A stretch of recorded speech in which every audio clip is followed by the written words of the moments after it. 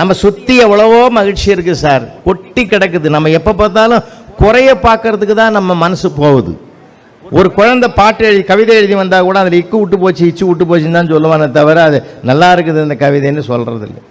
நான்லாம் என் பிள்ளைகளை ரொம்ப பாராட்டும் ஊக்கப்படுத்துவேன். அவனை மாதிரி எழுத முடியாது யாராலையுமே. ஹைவேஸில் சுசுகி பறக்குது, அதை முந்தணும்னு யமகா பறக்குது. இவன் எழுதுறான் 2 வரி கவிதை, சுசுகிக்கும் யமகாவுக்கும் போட்டி, ஜெயித்தது ஆம்புலன்ஸ். இதை விட என்னங்க அழகா எழுத முடியும்? இதை விட என்ன அழகா எழுத முடியும்? நான் ரொம்ப ரொம்ப ரசிப்போம் பிள்ளைகளை. அவன் ஆன்சர் எழுதலாம் பாருங்க, அந்த ஆன்சரே வந்து அதெல்லாம் மனக்காயங்களுக்கு மருந்தாக கூட அமையும். சில வரிகள் ஒரு சொல்லு போதுங்க மனக்காயத்துக்கு மருந்தா அமைஞ்சிடும் தெரியுமா? அவன் ஆன்சர் எழுதுவான். நிறைய பேப்பர்லாம் நான் பண்டல் பண்ணி வச்சிருக்கேன். 36 ஆண்டுகள் அந்த ஆசிரியர் பணியில் இருந்தவன். இந்த பிறவியில் எனக்கு இறைவன் கொடுத்த மிகப்பெரிய வரம் என்று கருதி தான் அந்த செயலை செய்தவன். அதனால்தான் 2006 மேதகு முன்னாள் ஜனாதிபதி மேதகு அப்துல் கலாம் அவர்களோடு 2 நாள் அவர் கூடவே இருந்த ராஷ்டிரபதி பவனில். அப்படிப்பட்ட ஒரு பெருமிதமான ஒரு வாய்ப்பு இந்த கல்வித்துறை எனக்கு கொடுத்திருக்கிற ஒரு மரியாதை. நான் 7-8 தமிழ் பாட புத்தகத்தினுடைய டெக்ஸ்ட் புக் ஆத்தராகவும் இருந்தேன். அதில் பல தர்ம செய்திகள், பண்பாட்டு செய்திகள், கலாச்சார செய்திகள் எல்லாம் நான் பாடமாக கொண்டு வந்தேன். எதுக்கு சொல்லணும்னா, பிள்ளைகளுக்கு தட்டி கொடுத்து ஊக்கப்படுத்தி பாராட்டுகிற மனம் நமக்கு வேணும்னா அந்த குறை பார்க்குற பழக்கத்தை குறைச்சிட்டு நிறை பார்க்குற பழக்கம் வந்தால் நல்லா இருக்கும். ஏன்னா நானே சொல்கிறது பல முறை சொல்லுவேன், இப்போல்லாம் கிரைண்டர் வந்துடுது, வாஷிங் மிஷின் வந்துடுது, மிக்சி வந்துடுது இல்லையா? இந்த கிரைண்டர், வாஷிங் மிஷினு, மிக்சி இதெல்லாம் கூட யார் கண்டுபிடித்தது ரமேஷ்? ஆனா பெண்ணா? ஆண் தான் இல்லையா? ஏன்? எந்தெந்த வேலையெல்லாம் அவங்ககிட்ட வந்ததோ இது நம்மால முடியாதரா, இதுக்கு ஒரு மிஷினை கண்டுபிடி. நமக்கு குலதெய்வமே அவன் தான். அவன் கண்டுபிடிக்கலன்னா நம்ம உட்காந்து நீங்கள்லாம் விழா நடத்துவீங்களா? இந்த மாவு அரைக்கணும், நாளைக்கு துணியெல்லாம் துவைக்கணும் அப்படின்ற ஒரு வேலை பொறுப்பு நமக்கு வந்துடும். அதெல்லாம் கண்டுபிடிக்க முடியாத ஒரு காலகட்டத்தில் கல்லில் தான் மாவாட்டணும் இல்லையா? மாவு கல்லுன்னே பெருசாக வச்சிருப்பான். அது ஹோட்டலில் பிரம்மாண்டமாக இருக்கும். வேலை கிடைக்கலன்னு ஒரு ஹோட்டல் முதலாளிகிட்ட போய் கேட்க போகும்போது இந்த மாவரைக்கிற வேலை இருக்குது, அவன் லீவ் போட்டான் அந்த 10 நாள், நீ நல்லா செஞ்சேன்னா உன்னை பர்மனெண்ட்டாக வச்சுக்கிறேன், 3 வேளை சாப்பாடு 30 ரூபா சம்பளம்னா சபாஷ் நான் செய்கிறேன்னா. மாவை அரைச்சிட்டு எடுக்கிறதுக்கு முன்னாடி என்கிட்ட கொண்டாந்து காமிக்கணும், அது ஒன்று தான்டா முக்கியம்னாரு. அதே மாதிரி முதல் நாள் அரைச்சி கொண்டாந்து கையில் காமிச்சான், தொட்டு பார்த்துட்டு வெண்ணெய் மாதிரி அரைடான்னார். சரிங்க சார், சரிங்க முதலாளின்ட்டு போயிட்டான். 2ஆவது நாள் அப்படி தான் சொன்னார், 3ஆவது நாள் எப்படி தான் சொன்னார். 4ஆவது நாள் கொண்டு போய் காமிக்கும் போது தொட்டு பார்த்துட்டு வெண்ணெய் மாதிரி அரைடான்னாரு. நான் வேலையை விட்டுடுறேன், எனக்கு இந்த வேலை வேணான்ட்டான். ஏன்டா 3 நாள் சொன்னது தாண்டா 4ஆவது நாள் சொன்னால் அவ்வளவு கோவப்படுறேன்? சார் நீங்கள் 3 நாள் சொன்னதில் நியாயம் இருக்குது, தர்மம் இருக்குது. இன்றைக்கி நான் வெண்ணெயே கொண்டாந்து காமிச்சேன், நீ அதையும் தொட்டு பார்த்துட்டு வெண்ணெய் மாதிரி அரைடான்னா நான் என்ன பண்ணுவேன்? உனக்கு குறைய பார்க்க தெரியுமே தவிர நிறைய பார்க்க தெரியவே தெரியாது. லைஃப் லாங் உங்ககிட்ட வேலையை செய்ய முடியாதுன்ட்டு போயிட்டோம். வாழ்க்கையே அப்படிதான்மா, வாழ்க்கை மொழி. ஏன்னா தாய்மொழி வாழ்க்கை மொழி, அது எதுவுமே மகிழ்ச்சி இருக்குது. இதுக்குன்னு நம்ம பிளான் பண்ணிலாம் போகணும்னு அவசியமே கிடையாது. எல்லா இடங்களிலும் கொட்டி கிடக்குது, அது இன்பத்திலும் சரி துன்பத்திலும் சரி. அதனால தான் திருவள்ளுவர் ஒருபடி மேலே போனார், இடுக்கண் வருங்கால் நகுகன்னார். சிரித்து மகிழ்கிற மனிதனுக்கு நோய்கள் குறைவாகத்தான் இருக்கும். சிரிக்காமல் மன இறுக்கத்தோடு இருக்கிறவனுக்கு தான் நோய்கள் அதிகமாக இருக்கும். நல்லா பாருங்க, நல்லா நினச்சி பாருங்க. மன அழுத்தம் எப்போ பார்த்தாலும் ஒரு மகிழ்ச்சியாக கலகலப்பாக இருக்கிறவனுக்கு அந்த கலவரமாக நிலை வரவே வராது. தமிழ் மொழி ஒரு அழகான மொழி, உங்களுக்கு தெரியும். நான் அறிந்த 62 மொழிகளிலே வாழ்த்துவதற்கு என்று ஒரு வளமான மொழி ஒன்று உண்டு என்றால் அது தமிழ் மொழிதான் என்று அறிஞர் கால்டுவெல் எழுதி வைத்திருக்கிற சான்று. அந்த மொழியை நமக்கு தாய்மொழியாக பேசுகிறோம்னா ரொம்ப சந்தோஷமான இருக்கு. நான் ஒரு லயன்ஸ் கிளப் கவர்னருடைய வீட்டுக்கு போய் உட்காடுறேன், என்னுடைய புத்தகத்தில் கூட அதை எழுதியிருக்கேன். இயல்பாக நடந்தது. உட்கார்ந்த உடனே அவர் சொன்னார், தம்பி சாம்பசிவன் பேர் அவனுக்கு, சாம்பு இங்கே வாடான்னாரு. அவன் என்ன பண்ணா, அப்படியே தாவி தாவி போனான், நடந்தே போகல. இன்னையா தாவி தாவி குச்சி எகிரி குச்சி போகிறானே, இவனுக்கு இன்னையா இப்படி வளர்த்துருக்கிற என்ன?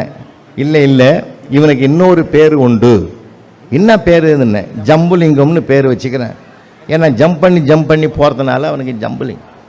ஏன் இப்படி போகிறான்னு. நீங்கள் நான்லாம் ஏதாவது ஒரு வேலையிட்டுனா நடந்து தான் போவேன், இவன் ஜம்ப் பண்ணி போகிறானே என்ன காரணம்னு கேட்டேன். அதுக்கு சொன்னார், நாமெல்லாம் வளர்ந்த காலத்தில் இட வசதி அதிகமாக இருந்தது, தூளியில் போட்டு ஆறிரணும்னு அந்த செவத்துலேருந்து இந்த செவத்து வரைக்கும் அசைஞ்சு வளர்த்தாங்க, தாளாட்டினாங்க. நம்ம இறங்கி நடக்கிற போது அப்படி தான் நடப்போம். வீட்டில் வசதி இல்லை, இப்போ சின்ன அறை ஸ்ப்ரிங்கில் ஒரு தொட்டி வாங்கி அதில் போட்டுவிட்டு இப்படி இழுத்து விட்டேன் பாரு, அப்படியே ஜம்பாயே தூங்கலாம், இறங்கி விட்டாலும் அவன் அப்படி தான் போகிறான்னு ரொம்ப அருமையான ஒரு காரணத்தை எனக்கு விளக்கி சொன்னார். உள்ளே போனவன் அந்த அம்மா கொடுத்த சுகர் இல்லாத பால் வாங்கின்னு வந்தாங்க. ஒரு டம்ளர் நிறைய வழி அந்த அம்மா ஊற்றி கொடுத்தது, டேபிளில் கொண்டாந்து டொம்முன்னு வச்ச வேகத்தில் அந்த பால் அப்படியே தழும்பி வழிய போகுது. நான் என்னை வச்சுட்டு போயிட்டான், சாம்பசிவம் பால் ஆடுதுறான்னு. கிட்ட வந்து சொன்னா, இல்லை மாமா அது மாடுதுன்னா.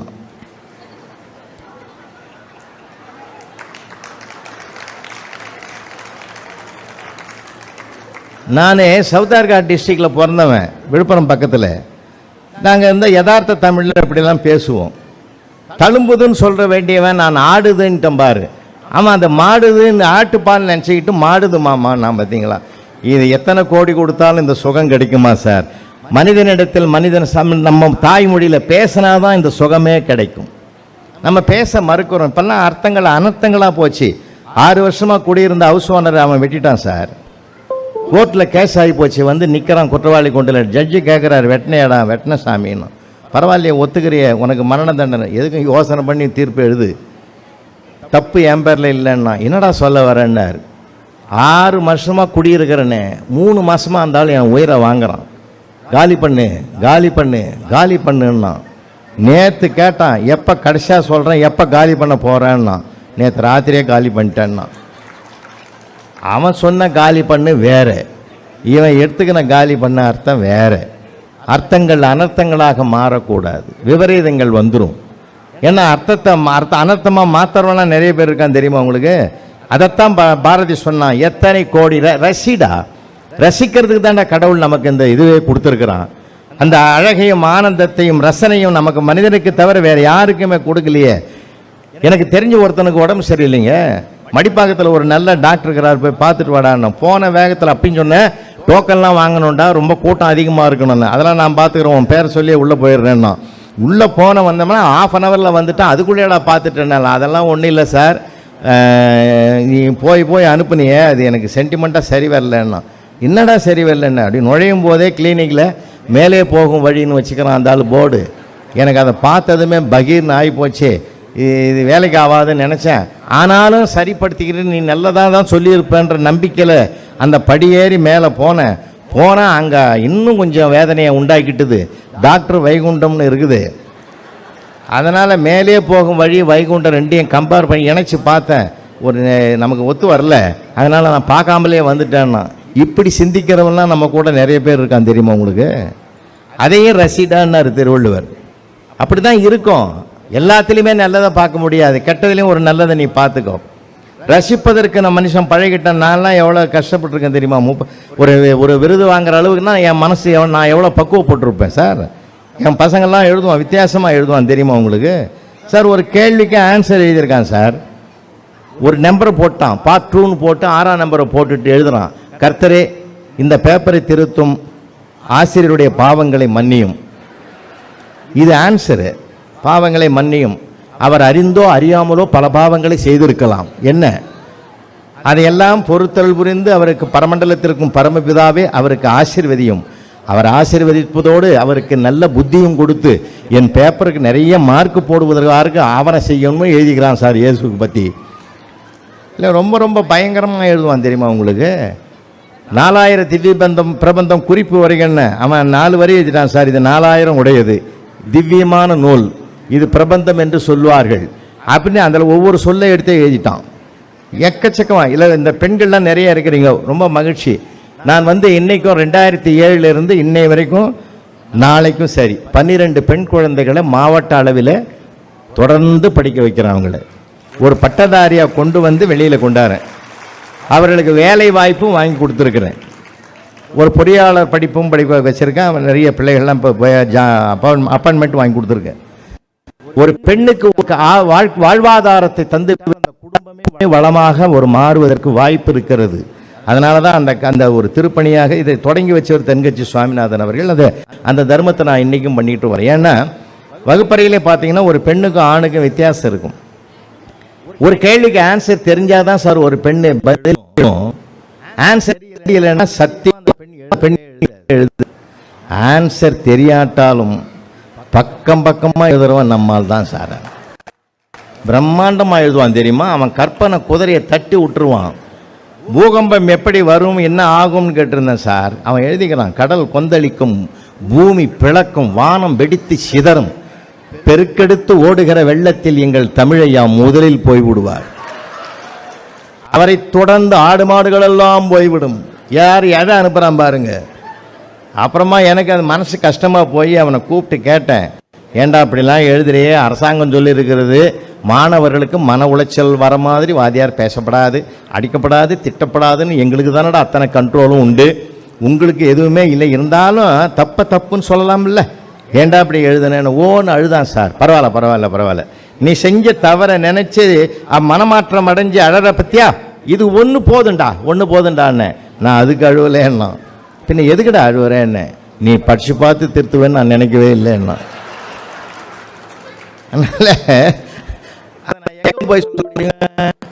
அதனால மனசுக்குள்ளே ஒரு மத்தாப்பு, நம்ம பிள்ளை இப்படிலாம் பேசுறானே அப்படின்னு. ஏன்னா அவனுக்கு சின்ன பிள்ளைங்க அப்படி தாங்க இருப்பான். எங்கள் டீச்சர்ஸ் லேடிஸ் ஸ்டாஃப்லாம் என்ன பண்ணுவாங்க, என்கிட்ட சண்டைக்கு வந்துடுவாங்க. நீ செல்லம் கொடுத்து அந்த பசங்க கெட்டு போச்சு சார், அவன் விதவிதமாக எழுதுறான், நீ எதாவது நல்லா இருக்குறான்னு சொல்லிடுறீங்க, அவன் அது விதவிதமாக எழுதுறான். என்னம்மா எழுதியிருக்கான்னு, காலமும் நேரமும் ஒரு கணக்கு கொடுத்துருக்குறேன். 10 பேர் சேர்ந்து ஒரு தார் ரோட 20 நாளில் முடிக்கிறாங்க, அதே ரோட 15 பேர் சேர்ந்து எத்தனை நாளில் முடிப்பாங்கன்னு கேட்டேன். அவன் என்ன எழுதிக்கிறான் பாருங்க, அவன் எழுதியிருக்கான், இது அனாவசியமான கேள்வி, ஏற்கனவே 10 பேர் போட்ட ரோட மறுபடியும் எதுக்கு 15 பேர் போடணும், 3வது வரி இது அரசாங்கத்திற்கு வீண் செலவு. இதுபோல் கேள்விகளை கேட்டு நேரத்தை வீணடிக்க வேண்டாம்னு அறிவுரையும் எழுதிட்டான் சார் அவன். அது மாதிரி இது மாதிரிலாம் எழுதுனா நீங்கள்லாம் பொறுத்துக்குங்களான்னு அந்த அம்மா போர்க்கொடி தூக்கிட்டுது. அம்மா இதை விட பயங்கரமாலாம் எழுதிக்கிறான். காந்தி ஜெயந்தி குறிப்பு வரைங்கன்னா காந்தியை பற்றி 3 வரி எழுதி கடைசியில் எழுதிக்கிறான், ஜெயந்தியை பற்றி எனக்கு எதுவும் தெரியாதுன்னு எழுதிக்கிறான் சார். அந்த பிள்ளைகள் அப்படி தான் சார் இருப்பான். அவன் பருவத்தில் அவன் குழந்தைங்களும் அப்படி தான் இருப்பான். நான்லாம் மெட்ரிகுலேஷன் ஸ்கூலுக்கு இன்ஸ்பெக்ஷனுக்கு போவேன். வாசல்லையே ஒரு பையன் விளையாடினுக்குது, தம்பி இந்த ஸ்கூலில் சுமாராக எவ்வளோ டீச்சராக வேலை செய்கிறாங்கன்னு. எல்லா டீச்சருமே சுமாராக தான் இருப்பாங்கன்ட்டான். நான் என்ன கேட்குறேன், அவன் என்ன பதில் சொல்கிறான், கொஞ்சம் யோசனை பண்ணி பாருங்க. அதனால் எதுலையுமே நம்ம மகிழ்வாக பார்க்க பழகிவிட்டால் தனி மனித வாழ்க்கையும் சரி, குடும்ப வாழ்க்கையும் சரி, சமூக வாழ்க்கையும் மகிழ்ச்சியாக இருக்கும். நாம் குற்றம் பார்க்கின் சுற்றம் இல்லைன்னு ஒரு பொன்மொழி நம்மகிட்டே இருக்குது. தொட்டதுக்கெல்லாம் குற்றம், அது இது சரியில்லை, அது சரியில்லை, இது சரியில்லைன்னு போகக்கூடாது. சரியில்லாது சரியாக பார்க்குற மனப்பக்குவம் தான் நமக்கு வேணும். அதில் இந்த ஜென்ரேஷன்லாம் பார்த்தீங்கன்னா பெண்கள்லாம் ரொம்ப அறிவுபூர்வமாக இருக்காங்க, உண்மையிலே பாராட்டணும். ஏன்னா பாருங்கள், +2ல் பார்த்தீங்கன்னா டாப் 10 ரேங்க் பெண் பிள்ளைகள் தான். அது கல்லூரியில் இன்ஜினியரிங்கில் பொறுத்த வரையிலும், மெடிக்கலில் பொறுத்த வரையிலையும், 10th பொறுத்த வரையிலையும். நானே ஒரு பையனை கேட்டேன், ஏன்டா நீங்கள்லாம் வரமாட்டேன்றீங்க, ஒரு 10 வருஷமாக அவங்க தாண்டா வராங்க. சும்மா இருங்க சார், 50 வருஷமாக அடங்கி கிடந்த ஒரு சமுதாயம் முன்னேறட்டுமான்னு விட்டு கொடுத்துங்கிறேன்னா. பரவாயில்ல, இந்த சாமர்த்தியமான பதிலாவது உன்னை வாழ வைக்கும்டான்னு. ஏன்னா ப்ரெசன்ஸ் ஆஃப் மைண்டுன்றான் பாருங்கள், புத்திசாலித்தனம். திறமை வேறு, புத்திசாலித்தனம் வேறு. பையன் வீட்டுக்குள்ளே வரான், அப்பா ரியல் எஸ்டேட் பிஸ்னஸ் பண்ணுறவர். அவரை பார்த்து கேட்டான், டாடி நான் எல்லா சப்ஜெக்ட்லேயும் 100க்கு 100 வாங்கிட்டா நீ என்ன நினைப்பேன்னா, ஹார்ட் அட்டாக்கே வந்தாலும் வந்துருண்டான்னார். அப்படிலாம் உனக்கு வரக்கூடாதுன்னா 30 வாங்கியிருக்கிறேன்னா. அவர் அடிப்பார், அவர் திட்டுவார், அவர் ஒன்றும் செய்ய மாட்டார். அவருடைய கோபத்தை குணமாக்குகிற கலை கற்று வச்சிருக்கான்ல, அவனை பாராட்டணும். ஏன் தெரியுமா, அவன் தான் கவுன்சிலராக வருவான் பின்னாடி. காரணம் என்னன்னா, அவனுக்கு மக்கள் இடத்துல எப்படி பேசணுன்றது தெரியுது. சூழ்நிலையை தனக்கு சாதகமாக்கி கொள்வது மிகப்பெரிய கலை. எல்லாமே சில பேருக்கு பாருங்க, நிறைய படிப்பான், வேலைக்கு போவான், அதோட வசதியாக வாழ்வான். ஆனால் மிடில் இருக்கிறவன் தான் பார்த்தீங்கன்னா லைஃப்பில் ஜெயிப்பான். நிறைய இடங்களை நான் பார்த்துருக்கிறேன். வாழ்க்கையில் ஜெயிக்கிறதுன்றது லேசான விஷயம் இல்லை. எல்லாத்தையும் தாங்குகிற சக்தி வேணும் அவனுக்கு. எல்லாவற்றும் பழகுகிற போது எதையெல்லாம் கற்றுக்கொள்ளணுன்ற ஒரு உணர்வு இருக்கணும். ஏன்னா இப்போல்லாம் பார்த்தீங்கன்னா நான்லாம் அதிகமாக குடும்ப கூட்டத்தில், இந்த மாதிரி குடும்ப கூட்டத்தில் நிறைய ஃபேமிலி மீட்டில் பேசுவேன். அப்படி பேசுகிற போது ஒரு நாள் சொன்னேன், கணவனுக்கு மனைவியினுடைய வாழ்க்கை எப்படிப்பட்டது தெரியுமா, நீயா நானா என்பது வாழ்க்கை அல்ல, நீயும் நானும் என்பது தான் வாழ்க்கை. 2 பேரும். அதனால தான் அன்பும் மரணம்னு திருவள்ளுவர் இந்த கணவன் மனைவியினுடைய வாழ்க்கையை எடுத்து சொல்லியிருக்கிறாரு. ஒன்றுமே வேணாம், நீங்கள் 2 பேரும் கலந்து பேசுங்க போதும். ஏன்னா சில இடங்களில் பார்த்தீங்கன்னா கலந்து பேசாததுனாலே பல பிரச்சனைகள் விஸ்வரூபம் எடுத்திருக்குது. எங்கள் ஊர் சேலையூரில் ஒரு புருஷன் காணாமல் போட்டான். 2 நாளாக அந்த தெருவே வருத்தப்பட்டுங்குது, என்ன அந்த ஆளை காணாமன்னு. ஆனால் அந்த அம்மா ஒன்றும் ஃபீல் பண்ணலை. அது டெய்லி மார்க்கெட்டுக்கு போது காய்கறி வாங்கிட்டு வருது, சகஜமாக வாழ்ந்துங்குது. அப்புறம் எல்லாரும் போய் கேட்டாங்க, ஏமா வீட்டுக்காரன் 2 நாளாக காணாமல் போயிட்டான், நாங்களே கதி கலங்குறோம், நீ கவலை இல்லாமல் இருக்கிற, பேப்பர்லையாவது விளம்பரம் கொடுக்கூடாதான்னு.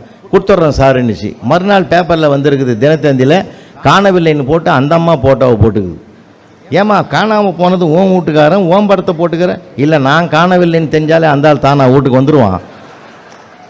ஏன்னா அவங்களுக்குள்ளே இருக்கிற பிரச்சனை அவங்களுக்கு தான் தெரியும் என்ன இருக்குது. ஏன்னா சில சமயங்கள்தான் நமக்கு உள்ளே இருக்கிற விஷயங்கள் நமக்கு தெரியாத இந்த ஒரு வார்த்தையில் நம்ம தெரிஞ்சுக்கலாம். அன்றைக்கி ஹஸ்பண்ட் உட்காந்துங்கிறார், அந்த அம்மா வெளியில் போகுது, ஏங்க நான் வெளியில் போகிறேன், உங்களுக்கு என்ன வேணும்? அதை விட எனக்கு என்னடி வேணும்னா. ஏன்னா அவங்களுக்குள்ளே இருக்கிற பிரச்சனைகள் என்னன்றது அந்த ஒரு வார்த்தையில் வெளிப்படையாகிடும் வச்சுங்களேன். மனசு விட்டு 1/2 மணி நேரம் 1 மணி நேரம் பேசினாலே போதும். உண்மையிலேயே நீங்கள்லாம் பார்க்குறீங்களோ இல்லையோ எனக்கு தெரியாது, தமிழ்நாட்டை பொறுத்த வரையில் சீரியலில் மூழ்கி தடுமாறிக்கிட்டு இருக்குது மக்கள். இப்போ நான் அப்பப்போ எப்போயாவது வீட்டில் ஒரு நாளைக்கு இருப்பேன், வாரத்தில் ஒரு நாள் வீட்டில் இருப்பேன், அப்போ உட்காந்து சீரியல் பார்ப்பேன். அப்படி தான் போன வாரம் ஒரு சீரியலை பார்த்துட்டேன். முந்தா நாள் போகும்போது அதுக்கு முதல் நாள் அதே சீரியலில் அன்றைக்கி வீட்டில் இருக்கும்போது பார்த்தேன். பார்த்துட்டு எங்கள் வீட்டு அம்மாவை கேட்டேன், இந்த ஆளுக்கு 2 சம்சாரமாக இந்த சீரியல்லேன்னு கேட்டேன். யோ பார்த்து ஒழுங்காக பாரு, கேள்வியெல்லாம் கேட்காத. நானே 7-8 சீரியலை பார்த்துட்டு குழம்பி போய்க்கிறேன். எந்த கதை எதில் வருதுன்னு எனக்கும் புரியல. நீ வேறு என்ன டென்ஷன் ஆகாத, நீ கம்முன்னு பார்த்தா பாரு, என்றைக்கோ ஒரு நாள் பார்த்துட்டு அதில் ஒரு கேள்வி வேறேன்னா. இல்லைம்மா, போன வாரம் ஒரு அம்மா ஒய்ஃபாக இருந்தது, இந்த வாரம் இந்த மாதிரி இருக்குதே, எப்படின்னு புரியல கதைன்னு. அதெல்லாம் ஒன்றும் இல்லை, இவருக்கு பதில் இவருன்னு இதில் வரும். ஓ இப்படி ஒரு சௌகரியம் சீரியலில் இருக்குதா அப்படின்னு நான் அவளை கேட்டேன். ஏன்னா அது மாதிரி அன்னைக்கு நம்ம அந்த இவருக்கு பதில் இவருன்ற மாதிரி நான் போட்டதில் நான் பார்க்காதனால பல குழப்பம் வருது. விளம்பரம் கூட ஒழுங்காக இருக்குதா நமக்கு? பிரபு உண்மையிலே பிரபு வாழ்த்தணும் சார். அவர் சொல்கிறத கேட்டுருந்தோம்னா இன்றைக்கி நமக்கு ரொம்ப சந்தோஷமாக வந்திருக்குன்னு தெரியுமா. எவ்வளோ விலையேறி போச்சு தங்கம். அவர் ஒருத்தர் தான் அட்வர்டைஸ்மெண்ட்டில் தங்கம் வாங்குன்றாரு இல்லையா. ராதிகா வந்து வித்துருன்னுது, விக்ரம் வந்து அடகு வையின்றார். இப்போ வாங்கிறதா விற்கிறதா அடகு வைக்கிறதா, அது ஒரு பக்கம் குழப்பத்தை உண்டாக்குது. ஏதாவது நல்ல செய்தி வருதுங்களா? சரி இல்லை, ஒன்று ரொம்ப பயங்கரமாக போகுது சார், பயங்கரமாக போகுது. அன்றைக்கி மாதிரி தான் ஒரு அம்மா, அது ஒரு வீட்டுக்காரருடைய அம்மா காலமாயிட்டாங்க. அவர் என்ன பண்ணார், அந்த சடங்குகள்லாம் செஞ்சு முடிச்சுட்டு 10 நாள் விரதம் இருக்கணும் இல்லையா. தினம் என்ன பண்ணுறாரு, போய் விரதம் இருந்து முதல் நாள் போய் காக்காய்க்கு சோறு வைக்கிறார். ஒரு காக்கா கூட எடுக்கலை. அது சாப்பிட்டா தான் இவர் விரதத்தை முடிச்சுப்பார், இவர் சாப்பிடுவார். அவர் 1 மணி நேரமாக போராடுறாரு. ஜோசியெல்லாம் கூப்பிட்டு பரிகாரம் செஞ்சாச்சு, அப்பயும் காக்கா எடுக்கலை. அப்போ அந்த வீட்டு மருமக அவருடைய ஒய்ஃப் என்ன பண்ணிச்சு, இருங்கன்னு சொல்லி அவங்க அம்மா படம் மாட்டியிருக்கிற ரூமுக்குள்ளே போய் ஒரு 10 நிமிஷமோ என்னமோ சவுண்டாக சொல்லின்னு இருந்தது. சொல்லின பிற்பாடு இப்போ போய் சோறு வைங்க, காக்கா எடுக்கும்னுச்சு. போனவர் சோறு வச்சார், காக்கா எடுத்து ஆச்சரியமாக இருந்தது அந்த மனுஷனுக்கு. சரி 10 நாளைக்கு பிறகு காப்போம், இப்பயே காக்கக்கூடாதுன்னு சொல்லி டெய்லி அதே மாதிரி அந்த அம்மா பண்ண பிறகு தான் சாதம் கொண்டு வைப்பார், காக்கா எடுத்துக்கும். எல்லாம் முடிஞ்ச பிற்பாடு 11ஆவது நாள் கேட்டார், இப்படி நீ என்னத்தை தான் எங்கள் அம்மா கிட்ட சொன்னேன், உடனே வந்து காக்கா வடிவத்தில் சாப்பிட்டாங்கன்னு. அதெல்லாம் ஒன்றும் இல்லைங்க, ஒரு சீரியல் முடியிற நேரத்துக்கு முன்னாடி உங்கள் அம்மா போயிட்டாங்க. ஒரு 10 நாளாக தினம் நடந்த கதையை போய் சொல்லிட்டு வருவேன். அது அப்போ கேட்டு அந்த ஆத்மா சாந்தி அடைஞ்சி உடனே போய் அந்த சாதத்தை எடுத்துச்சு. வேற ஒன்றும் இல்லைன்னா, அந்த காலத்தில் இந்த உயிர் எங்கடா இருக்கும்னா, 7 கடலை தாண்டி 7 மலையை தாண்டி ஆலமரத்து பொந்தில் ஒரு கிளிக்குள்ள உயிர் இருக்குதுன்னு ஒரு கன்னித்தீவு கதையில் நம்ம படிச்சிருப்போம். இன்றைக்கி நம்ம எல்லாருடைய உயிரும் வந்து பார்த்தீங்கன்னா டிவி சீரியலில் தான் இருக்குது. இப்போ டிவியை நிறுத்திட்டா பூகம்பமே உலக யுத்தமே வருது. அன்னைக்கு ஒரு நாள் கரண்ட்டே கிடையாதுங்க, ஃபுல் டே கரண்ட்டு கிடையாது. பக்கத்து வீட்டு அம்மா 2 பேசுது. நேற்று பூரா ஒன்றுமே பண்ண முடியல, நெட்டு ஒர்க் ஆகலை, டிவி ஒர்க் ஆகலை, ஒன்றுமே பண்ண முடியல, செல்ஃபோனு கூட ஒன்றும் வேலை செய்யலை, சார்ஜ் எல்லாம் போயிடுது. என்ன தான் பண்ணேன், என் வீட்டுக்காரர்கிட்ட தாண்டி உட்காந்து பேசினேன். ரொம்ப நல்ல மனுஷனாகிறான், ரொம்ப நல்ல மனுஷனாகிறான். ஏன்னா இது மாதிரி மனுஷன் கிடைக்க மாட்டானோ, அப்படி ஒரு ஆளாக இருக்கிறான். இப்போ அது பேசும்போது தான் அந்த முடிவே தெரியுது. பல பேருங்க ஒருத்தருக்கு ஒருத்தர் தெரிஞ்சுக்கிறோம், பல விஷயங்களை புரிஞ்சுக்கிறது கிடையாது. உண்மையிலேங்க பல விஷயங்கள் நமக்கு வாழ்க்கையில் தெரிகிறது, ஆனால் புரியல. அதனால தான் 43 வருஷம் ஆகுது எனக்கு திருமணமாய். நேற்று கூட கேட்குறேன் எங்கள் வீட்டம்மா, புரிஞ்சுதா புரிஞ்சுதா? ஒவ்வொரு வாத்தியாரும் வகுப்பறையில் கேட்கறது அதுதான், புரிஞ்சுதாடா.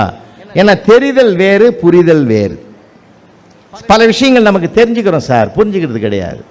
ஏன்னா அந்த புரிஞ்சுக்கிட்டோம்னு வச்சுங்களேன், நம்முடைய பதிலே நல்லா வரும், பதிலே நல்லா வரும்.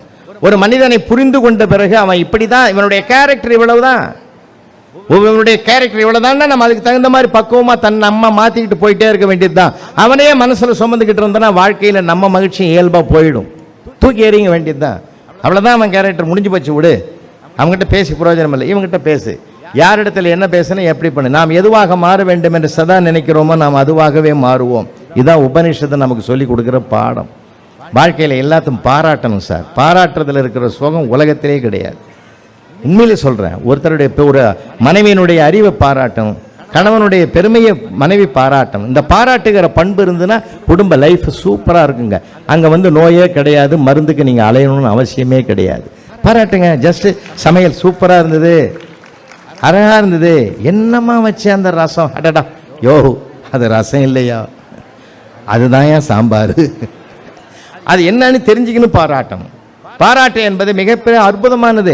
மாசரு பொன்னே, வலம்புரி முத்தே, காசரு விரையே, கரும்பே தேனே, மலையடை பெறவா மணியை என்கோ, அலையடை பெறவா அமிதே என்கோ, யாழடை பெறவா இசையே என்கோ, தாழிரும் கூந்தல் தையால் நின்னைன்னு 2000 வருஷத்துக்கு முந்திய கண்ணகியை கோவலன் பலபட பாராட்டிய பாராட்டை பதிவு செய்திருக்கிறது சிலப்பதிகாரம். குடும்ப வாழ்க்கைன்னா பாராட்டுங்க, தப்பு என்ன இருக்குது இதில்? போய் பாராட்டணும் சார். நம்மெல்லாம் எப்படிலாம் பாராட்டி வளர்த்தாங்க, வளர்க்குற காலத்தில் எப்படிலாம் வளர்த்தாங்க அம்மா சார். பண்பாட்டை விதையாக்கி வளர்த்தவள் ஒரு தாய் தான். இன்னைக்கு இருக்கிற வளர்ப்பு வேற. அன்னைக்கு அவங்க எப்படி வளர்ந்தாங்க உங்களை நினைவுபடுத்துறேன் நான். மூத்த பெருமக்களுக்கு அந்த பசுமையான நினைவு வரும். அப்படி உள்ள முள்ளங்கையை நீட்ட வச்சு முழங்கையை வச்சு பப்பு கடைன்னு ஒரு விளையாட்டு வார்த்தையை சொல்லி, இது ரசம்பூவா, இது நெய்பூவா, இது பருப்புவா, அல்லது எல்லாத்தையும் கலந்து அம்மாவுக்கு ஒரு ரூபாய், அப்பாவுக்கு ஒரு ரூபாய், தாத்தாவுக்கு ஒரு ரூபாய், பாட்டிக்கு ஒரு ரூபாய், பெரியப்பாவுக்கு ஒரு ரூபாய், சித்தப்பாவுக்கு ஒரு ரூபாய், அண்ணனுக்கு ஒரு ரூபாய், அத்தைக்கு ஒரு ரூபாய், அக்காவுக்கு ஒரு ரூபாய், எதிர்விட்டு தாத்தா, பக்கத்தொட்டு பெரியப்பா, பக்கத்தொட்டு சித்தப்பா என்று அத்தனை பேருக்கும் பகிர்ந்து கொடுக்கிற பண்பாட்டையும் அந்த உணர்வையும் உணவோடு ஊட்டி வளர்க்கிற அந்த தாய் அந்த பிள்ளைக்கு ஒரு பாட்டு பாடுவா. நண்டூறுது நரி ஊறுதுன்னு ஒரு கதையை பாட்டை பாடி கிச்சு கிச்சு மூட்டி குழந்தையை சிரிக்க வைப்பா. ஏன் தெரியுமா? அடுத்தவர்களுக்கு கொடுக்கிற போது சிரித்து கொண்டே கொடுக்க வேண்டும் என்ற பண்பாட்டை சொல்லி கொடுத்த தாய்மார்கள் வாழ்ந்த மண்ணையா இந்த மண்ணு. இன்னைக்கு நாம என்ன பண்றோம்? நேரம் இல்லை, அதை சமாதானப்படுத்த தெரியல. ஒரு கிண்ணத்தில் சாதம் போட்டு பாலை ஊற்றி வச்சு செல்லை ஆன் பண்ணி கையில் கொடுத்துட்றோம். அது செல்லை பார்த்தீங்கன்னா அள்ளி போடுது. அது பால் சோறுன்னு தெரியல, மோர் சோறுன்னு தெரியல. அதே குழந்தை வளர்ந்து பெரிய ஆளாகி டிவி முன்னாடி அந்த அம்மா கிச்சன்லேருந்து சாதம் போட்டு சாம்பார் ஊற்றி கொடுக்குது. அது டிவியை பார்த்துக்கிட்டு சாப்பிட்றான். அங்கேருந்து அந்த அம்மா சொல்லுது, டிவி பார்த்து சாப்பிடாதையா, டேஸ்ட்டு தெரியாது. அது டேஸ்ட்டாக இருந்தால் நான் ஏண்டி டிவி பார்க்குறேன்றான். ஏன்னா நம்ம இப்போ வளர்ப்பு அப்படி தானே. இன்றைக்கி எல்லாமே டெக்னாலஜி ஆகி போச்சு சார். லைஃபே டெக்னாலஜி. ஜொமாட்டோன்றான், அதுன்றான், இதுன்றான். ஒரு அம்மா அன்றைக்கி ஆர்டர் பண்ணுது, ஒரு சொம்பு சுடுதண்ணி வேணும்னு, அதுக்கு ஜொமாட்டோவில் ஆர்டர் பண்ணுது சார். எந்த அளவுக்கு நம்ம போயிட்டோம்ன்றது ரொம்ப ரொம்ப வருத்தமாகுது. அன்றைக்கி ஒரு மாமியார் ஒரு வீட்டுக்கு நான் உள்ளே போகிறேன், அந்த மாதிரி ரொம்ப வருத்தப்பட்டாங்க. அவங்க மருமக லேட்டாக டெக்னாலஜி படித்த புள்ளது. அப்படி உள்ள கிச்சன் பக்கமாம்மா போகிற, ஆமாத்த போனால் அந்த பாலை சிம்மில் வைடியம்மா, சிம் 1 இல்லையா சிம் 2 இல்லையான்னு கேட்டிருக்கு. அந்தம்மா மிரண்டு போய் இருக்கிறாங்க. உனக்கு சமைக்க தெரியலன்னா கூட பரவாயில்லை, சிம்மு 1 இல்லையா சிம்மு 2 இல்லையான்னு கேட்ட பத்தியா. அப்போது இன்றைக்கி இருக்கிற மாடர்ன் உலகத்தில் மனம் மட்டும் பழைய காலத்து மனமாகவே இருக்கணும். ஒரு காலத்துலலாம் எப்படி சார் இருந்தது? கல்யாண வைபவத்தை கூட நாம் விட்டுட்டோம். பொங்கலுக்கு பிறகு தை பிறந்தால் வழி பிறக்கும்னு பல கல்யாணங்கள் நடந்தது. ஒரு கல்யாண மண்டபத்துக்குள்ளே நாங்களாம் அந்த காலத்தில் போகும்போது பொண்ணு வீட்டுக்காரனும் புள்ள வீட்டுக்காரனும் 10 பேர் நின்று வாங்க பெரியப்பா, வாங்க சித்தப்பா, வாங்க அண்ணன்னு வாய் நிறைய உறவுகளை வரவேற்பு கொடுத்த அழகெல்லாம் காணாமல் போச்சு சார். இப்போ ஒரே ஒரு பொம்மை கும்பிட்டு கிடக்குது. அது வர்றவனை கும்பிடுதா, போகிறவனை கும்பிடுதா, எவனை கும்பிடுதுன்னே தெரியல. ராத்திரி 11:30 மணிக்கு நான் ரிசப்ஷன் முடிஞ்சு கீழே இறங்கி வரேன். ஒருத்தன் பொம்மை பக்கத்தில் நின்றுக்கிட்டு, நான் எம்மா நேரமாக உங்ககிட்ட செல் நம்பர் கேட்குறது, நீ எப்போ தான் கொடுப்பேன்னு கேட்குறான் சார். இந்த கொடுமைகள் நிறைந்திருக்கிற உலகமாக இருக்குது. அன்றைக்கெல்லாம் எப்படி இருந்ததுங்க உலகம், எப்படி இருந்ததுங்க வாழ்க்கை. இன்னும் சொல்ல போனால் நமக்கு ஒரு நெருக்கடி இருக்கு, அதில் நினைவில் பதிவு பண்ணிங்க. இந்த காலத்திலலாம் பிள்ளைகள் அதிகமாக பிறந்தான் சார். ஒரு வீட்டை திறந்தாலே பிள்ளைகளாக இருக்கும். எங்கள் பெரியப்பாவே அதுக்கு உதாரணம். 16 பசங்க சார். அவருக்கு 16 பெற்று பெருவாழ்வு வாழ்கின்றது நிறைவேற்றின மனுஷன். கல்யாண மண்டபத்தில் யாரோ ஒரு சான்றோர் வாழ்த்திக்கிறார். இத்தனைக்கு அவர் போஸ்ட் மாஸ்டர், வெளியிலையும் டெலிவரி உள்ளேயும் டெலிவரி. யாராவது பசங்களுக்கு பேர் கேட்டார்னா எங்கள் பெரியம்மாவை கூப்பிட்டு சொல்லுவார், அந்த 8ஆம் நம்பர் பையனுக்கு என்ன பேர் சொல்லு கேட்குறாருன்னுவார். அவர் எல்லாருக்கும் நம்பர் போட்டு தான் வச்சுக்கிறாரு. அவருக்கு பேர் நினைவில் இருக்காதுன்னு வச்சுங்களேன். ஏன்னா பெண் ஒரு தாய் நினைவில் வச்சிருக்கிற அளவுக்கு ஒரு ஆண் நினைவில் வச்சிருக்க முடியாது. அதனால தான் எப்பயுமே பார்த்தீங்கன்னா சொத்து வாங்கினா ஒய்ஃப் பேரில் தான் வாங்குவோம், கடன் வாங்கினா நம்ம பேரில் தான் வாங்குவோம். இதான் உலகத்தில். ஏன்னா அது வந்து நினைவில் இருக்காது, அவங்க பத்திரமா பார்த்துக்குவாங்க எதையுமே. அப்போ எங்கள் பெரியப்பா சொல்லுவார், பசங்களெல்லாம் அவ்வளோ அன்பாக வச்சுருந்தா சார். இன்னும் சொல்லட்டுமா, மனம் திறந்து 100 ரூபாய் சம்பளம் வாங்கினாங்க. அந்த காலத்தில் 1000 ரூபாய் வாழ்க்கை வாழ்ந்தாங்க. இன்றைக்கி 1000 ரூபாய் சம்பாதிக்கிறோம், 100 ரூபாய் வாழ்க்கை கூட வாழலைன்றது தான் என்னுடைய வருத்தம். எந்த எல்லா இடங்களையும் பாருங்கள், எல்லாம் போராட்டம், மன போராட்டத்தை தாங்கிறான். ஒரு செய்தியை நீங்கள் பதிவு பண்ணிங்க, எழுதி கூட வைங்க. இருப்பது இறைவன் தந்தது, இல்லாதது இனிமேல் இறைவன் தரப்போவது என்று நம்பிக்கையோடு வாழ்வோம். நிச்சயமான மகிழ்ச்சி தானாவே புறப்படும். இருக்கிறதுக்கு சந்தோஷப்படுவோம் சார், இல்லாததுக்கு நாம ஏன் சார் வருத்தப்பட்டு கிடக்கணும்? அத்திவரதரை யாராவது போய் பார்த்தீங்களா? காஞ்சிபுரத்தில் அத்திவரதரை வச்சு பார்வைக்கு வச்சுருந்தேன் சாமி கும்பிட்றதுக்கு. யாராவது போனீங்களா? போனவங்க யாராவது இருந்தால் கை தூக்குங்க. Very good. இவ்வளோ பேர் போயிருக்கீங்களே. யாரும் போகலைன்னா யார் யார் போனாங்களோ போனவங்க பார்த்தவங்கள போய் பார்த்துருங்க போதும். ஏன்னா அது அவ்வளோ பெரிய கூட்டம் சார், அவ்வளோ பெரிய கியூ. இன்டர்நேஷ்னல் ஃப்ளைட்லேருந்துலாம் வந்து இறங்கினான் சார் அதை பார்க்குறதுக்கு. அந்த பீரியடையே எக்ஸ்டெண்ட் பண்ணிட்டான். நானும் ஒரு நாள் ஆசைப்பட்டு வெளிநாட்டிலேருந்தெல்லாம் வந்து பார்க்குறான் அத்திவரதரை, நாம் போவாது இருந்தால் நல்லா இருக்காதுன்னு சொல்லி நானும் ஒரு நாள் அங்கே போய் கியூவில் நின்றுட்டேன். நான் போய் நின்ன நேரம் கொஞ்சமாக இருந்தது ஜனங்க. அந்த நேரத்தில் ஒருத்தன் வந்து, சார் நீங்கள் எல்லாம் நிற்கலாமா, வாங்க ஒரு குறுக்கு வழி இருக்குது கூட்டி போகிறேன்னா. தெரிஞ்சோ தெரியாமலோ குறுக்கு வழி போன பாவத்தை தீர்க்கிறதாண்டா அத்திவரதரையை பார்க்க வந்திருக்கிறேன். அவரை பார்க்கறதுக்கு மாடா குறுக்கு வழி, எனக்கு வேணான்னு. நீ சரிப்பட்டு வரமாட்ட, போக தான் உனக்கு தெரியும்ட்டு போயிட்டான். அப்புறம் பார்த்தா மலமலன்னு கூட்டம் அதிகமாக போச்சு சார். என்னால் பின்னாடியும் போக முடியல, முன்னாடியும் போக முடியல. எப்படி என்ன செய்யலான்னு நினைக்கிற போது என் முன்னாடி சார் 80 வயது மதிக்கத்தக்க ஒரு பாட்டி சார். கோவிந்தா, மாதவா, யாதவா, கேசவா, மதுசூதனா, முரளிதரா அப்படின்னு நாமாவளிகளை சொல்லி சொல்லி பிரார்த்தனை பண்ணி ஜம்முன்னு நடந்து போகுது சார். எனக்கே ஒரு மாதிரியாக இருக்குது. 80 இவ்வளோ வேகமாக நடக்கும்போது 70 எதுக்கு இவ்வளோ கவலைப்படணும்னு சொல்லிட்டு பின்னாடியே அந்த ஓசையை கேட்டு கேட்டு உற்சாகமாக பின்னாடி போனேன். கிட்ட போன உடனே அத்திவரதர்கிட்ட அந்த பாட்டி பிரார்த்தனை பண்ணிச்சு தெரியுமா, அத்திவரதா அடுத்த முறையும் நான் வந்து உன்னை சேவிக்கணும். இப்போவே 80, அவர் 40 வருஷத்துக்கு ஒரு தடவை தான் வரப்போகிறாரு இல்லை? 80, 40, 120 வருஷம் வாழ்வோன்னு நம்புது பார்த்தீங்களா? அந்த நம்பிக்கை தான் சார் வாழ்க்கை. வாழ்க்கை என்பதே நம்பிக்கை தான். நாம எந்த ஒரு செயலை செய்தாலும் அது வெற்றியை என்ற இலக்கை அடையும் என்று நாம் நம்புகிற நம்பிக்கை தான் அதனுடைய சாதனைக்கு காரணம். நம்பிக்கை தான் வாழ்க்கை. அதனால்தான் அந்த நம்பிக்கை கொடுக்கிறது எது? நம்முடைய மனம். அந்த மனம் எப்படி இருக்கணும்? மகிழ்ச்சி களமாக இருக்கணும். குப்பை மேடாக ஆயிடக்கூடாது, அது கோயிலாக மாறணும். அதனால்தான் எந்த இடத்துல பார்த்தாலும் ரசனை இருக்குன்னா பெரியவங்க அதான சொன்னாங்க. கணவன் மனைவி உட்கார்ந்து பேசுற போதே அங்க தாக்குதல் கிடையாது. அது அவன் சொன்னான், நேற்று புலவர் இப்போ சொன்னார், மனசு விட்டு பேசுங்கன்னு சொன்னார். வாயன் உட்காந்து பேசுவோன்னு ஒரு 5 மணிக்கு கூப்பிட்டான். 2 பேரும் உட்காந்தாங்க. யார் ஆரம்பிக்கிறதுன்னு ஒரு பிரச்சனை வந்தது. நானே ஆரம்பிக்கிறேன்னா சொல்லும்போதே, நான் ஆரம்பித்தா வம்பு வருது இருந்தாலும்னா அந்த அம்மா கோவம் வந்துடுது. அப்போ நான் வம்புக்காரியா? அப்போ வம்பு வளர்க்குற பரம்பரையில் வந்தவனா நான்? என் பரம்பரையை பற்றி உனக்கு தெரியுமா? அதை பற்றியா ஆரம்பிச்சிட்டு பற்றியா இந்த வேணவே வேணாம். அந்த ஆள் கூட்டத்தில் கேட்டமேன்றதுக்காக நான் செயல்படலான்னு பார்த்தேன். இந்த மாதிரி ஆரம்பமே இப்படி இருக்குது, வேணான்னா. இல்லையா, போயா பேசுவையா, நானே ஆரம்பிக்கிறியா? போன வாரம் ஒரு சீரியலில் சொர்க்கம் நரகம்னு ஒரு வசனம் வந்தது மாமா. நாம் 2 பேரும் ஒன்றா போகிற இடம் தானே சொர்க்கம். அடியே செல்லம், 2 பேரும் ஒன்றா போகிற இடத்துக்கு சொர்க்கம்னு பேர் இல்லடி மாமா, மட்டும் போகிற இடத்துக்கு தான் சொர்க்கம்னு பேர். அப்படின்னா சொர்க்கம் எப்படி இருக்கும்னா, அங்கேயா ரம்பா, ஊர்வசி, மேனகா, திலோத்தமெல்லாம் கையை பிடிச்சி உள்ள மாமா வாழ்ச்சிட்டு போவாங்க. அப்போ நரகம் கடுமையாக இருக்கும். அங்கே ஒரு கருப்பு குரங்கு வந்து தான் உன்னை கூட்டிகிட்டு போகும். அந்த அம்மா சொல்லி, போங்க மாமா உங்களுக்கு இங்கேயும் பேரழகி, அங்கேயும் பேரழகி, எனக்கு மட்டும் இங்கேயும். அவன் ஜென்மத்துக்கு பேசுவான். ஏண்டா பேசணும்னு ஆயிப்போச்சு. அவர் வாழ்க்கையில் மனசை விட்டு தாக்குதல் கிடையாது, அது தாங்குதல். தாக்குதல் என்று நினைச்சாலே வாழ்க்கை இதோ ஆயிடும். தாங்குதல் சார் அது. எல்லா இடத்துலையும் தமிழ்நாட்டை பொறுத்தவரையில், தமிழ் பேசுகிற பெண்களை பொறுத்தவரையில் புருஷனை பார்த்து உங்களுக்கு ஒன்றும் தெரியாதுன்னு சொல்லாத தாயே கிடையாது உலகத்தில். போங்க உங்களுக்கு ஒன்றும் தெரியாது, ஏன் போங்க உங்களுக்கு ஒன்றும் தெரியாது. ரமேஷுக்கும் பொருந்தும். போங்க உங்களுக்கு ஒன்றும் தெரியாது. நேற்று கூட சொல்கிறேன், நாளைக்கு நான் பெங்களூர் போகிறேன், ரமேஷ் கூப்பிட்ருக்காரு.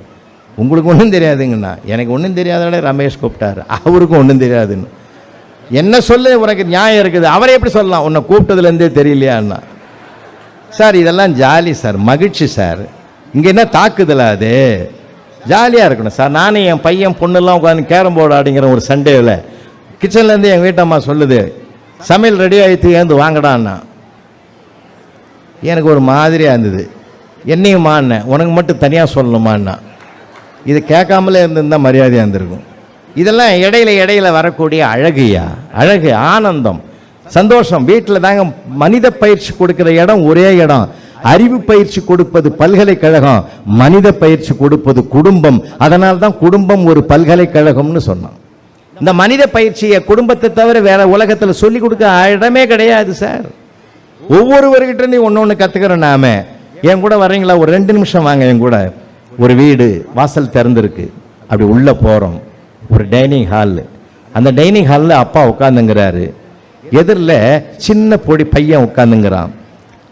அம்மா உடம்பு சரியில்லை. அப்போல்லாம் கேஸ் சிலிண்டரு இருக்கு, ஆனால் அவங்க வீட்டில் இல்லை. விறகு அடுப்பு, ரொட்டி தயாரிக்கிறாங்க அந்த அம்மா. அந்த ரொட்டி உடல்நலம் சரியில்லாத செஞ்சனால அது தீஞ்சு போச்சு. தீஞ்ச ரொட்டியாக இருந்தாலும் பரவாயில்லைன்னு கணவருடைய தட்டில் கொண்டாந்து வைக்கிறாங்க. வச்சுட்டு அப்படி போகிறாங்க.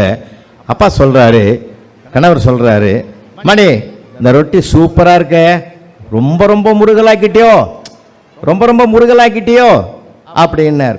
இந்த பையன் கேட்டான், என்னப்பா உலகமாக கருப்பாக இருக்குது, அதை போய் முருகல்னு சொல்கிறீங்க?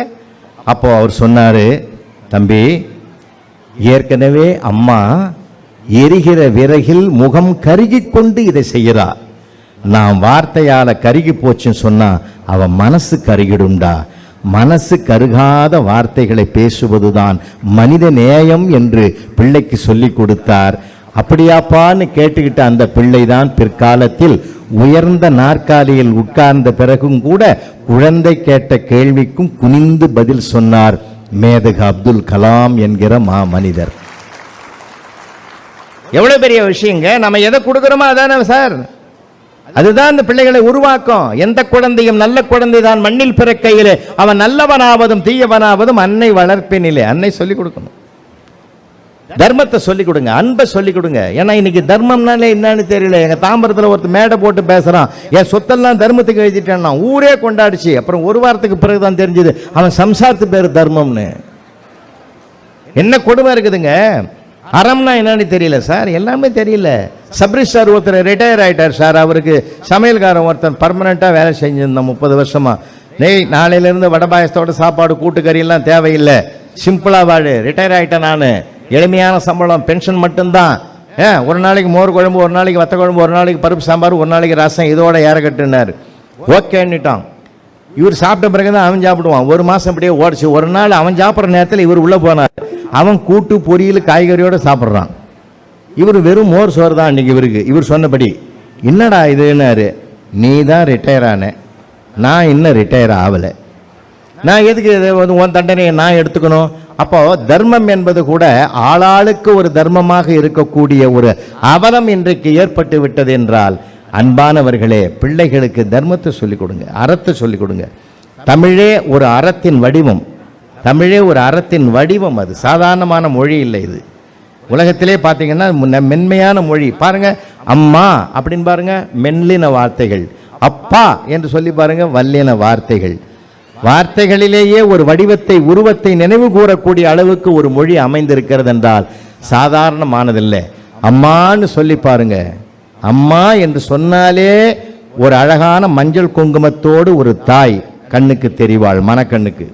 உம்மா என்று இஸ்லாமிய மொழியில சொல்லி பாருங்க, ஒரு பர்தா அணிந்த ஒரு தாய் கண்ணுக்கு தெரிவாள். மம்மி என்று ஆங்கிலத்தில் சொல்லி பாருங்கள், தொப்பியும் பனியனும் பேண்ட்டும் அணிந்த ஒரு தாய் கண்ணுக்கு தெரிவாள்.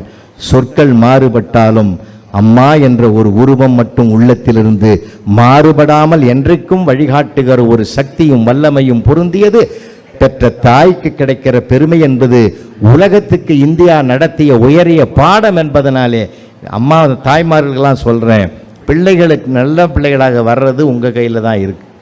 ஏன்னா உங்கள் கையில் தான் அந்த மென்மை தன்மையும் மேன்மையும் இருக்குது. ஏன்னா இன்றைக்கி சமுதாயத்தில் பல சீர்கேடுகள் இருக்குது, ரொம்ப வருத்தமாக இருக்குது. நீங்கள் என்ன வகுப்பறையெல்லாம் பார்த்தீங்கன்னா நீங்கள் படித்த காலத்தில் இருந்த மாதிரிலாம் இல்லை, ரொம்ப கஷ்டமாக இருக்குது சார். போன மாதம் கூட ஒரு வாத்தியார் 6ஆம் கிளாஸ் பையனை பார்த்து கேட்டுக்கிறார், ஒரு நல்ல குடிமகனுக்கு எது வேணும்னு. ஊறுகான்ட்டான். அவருக்கு தூக்கி வாரி போட்டுக்குது. எப்படா தெரியும், எங்கள் அப்பா அப்பப்போ வாங்கிட்டு வர சொல்லுவாருன்னு இருக்கான். இன்னைக்கு கலாச்சாரம் மாறி போச்சு. ஆனால் அதுலேயும் நல்லவெல்லாம் இருக்கிறான் தெரியுமா உங்களுக்கு? அன்றைக்கி ஒரு டாஸ்மாக் கடையில் ஒருத்தன் அதிகமாக சாப்பிட்டுட்டு அப்படியே சேரில் சாஞ்சிட்டு இருக்கிறான், தன்னை மறந்து சாஞ்சிட்டான்.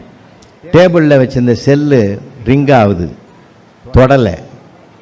10 நிமிஷமாக அடிக்குது, அப்புறமும் மறுபடியும் அடிக்குது, மறுபடியும் அடிக்குது. 3 தடவை அடிச்சு அவன் தொடாதவன் 4ஆவது அடிக்கும்போது எடுத்தான். ஏங்க எங்கே இருக்கிறீங்க? ஒரு முக்கியமான இடத்துல இருக்கிறேன். எப்போ வரீங்க? நானாக வருவேன். இப்போ எதுக்கு ஃபோன் பண்ணீங்க? ஒன்றும் இல்லை, கார்டு கொடுத்து உன் பர்த்டேவுக்கு ஒரு பட்டு புடவை எடுத்துக்கன்னு சொன்னீங்கல்ல, 3000 ரூபாயில் எடுத்துக்கோன்னு சொன்னீங்க. அவ்வளவு லுக்காக இல்லைங்க, 5000 சூப்பராக இருக்குதுங்க, வாங்கிக்கலாமா? வாங்கிக்கோ. ஃபோனை வச்சுட்டான். ஒரு அரை மணி நேரம் பொறுத்து ரிங்காகுது, எடுத்தான். இப்போ நகைக்கடையில் இருக்கிறேன், அரை சவரில் கம்பல் கேட்டேன்ல, நல்லா இல்லைங்க, 1 சவரில் பிரமாதமாக இருக்குங்க, வாங்கிக்கோ. வச்சுட்டான். பின்னாடி இருந்து ஒருத்தன் எழுந்து வந்தான், ஏண்டா 1 மணி நேரத்துக்கு முந்தி ஒரு கோட்டரை வாங்கி கொடுறான்னு உன்னை கெஞ்சின்னு கெஞ்சனேன், காலனா இல்லைன்னுட்ட. இப்போ அரை சவரனுக்கு பதிலாக 1 சவரம் வாங்கிக்கோ, 3000க்கு பதிலாக 5000க்கு புடவை வாங்கிக்கோன்னு சொல்கிறியே, மனசாட்சி இருக்கா உனக்குன்னா? டே எவன் செல்லுன்னே தெரியல.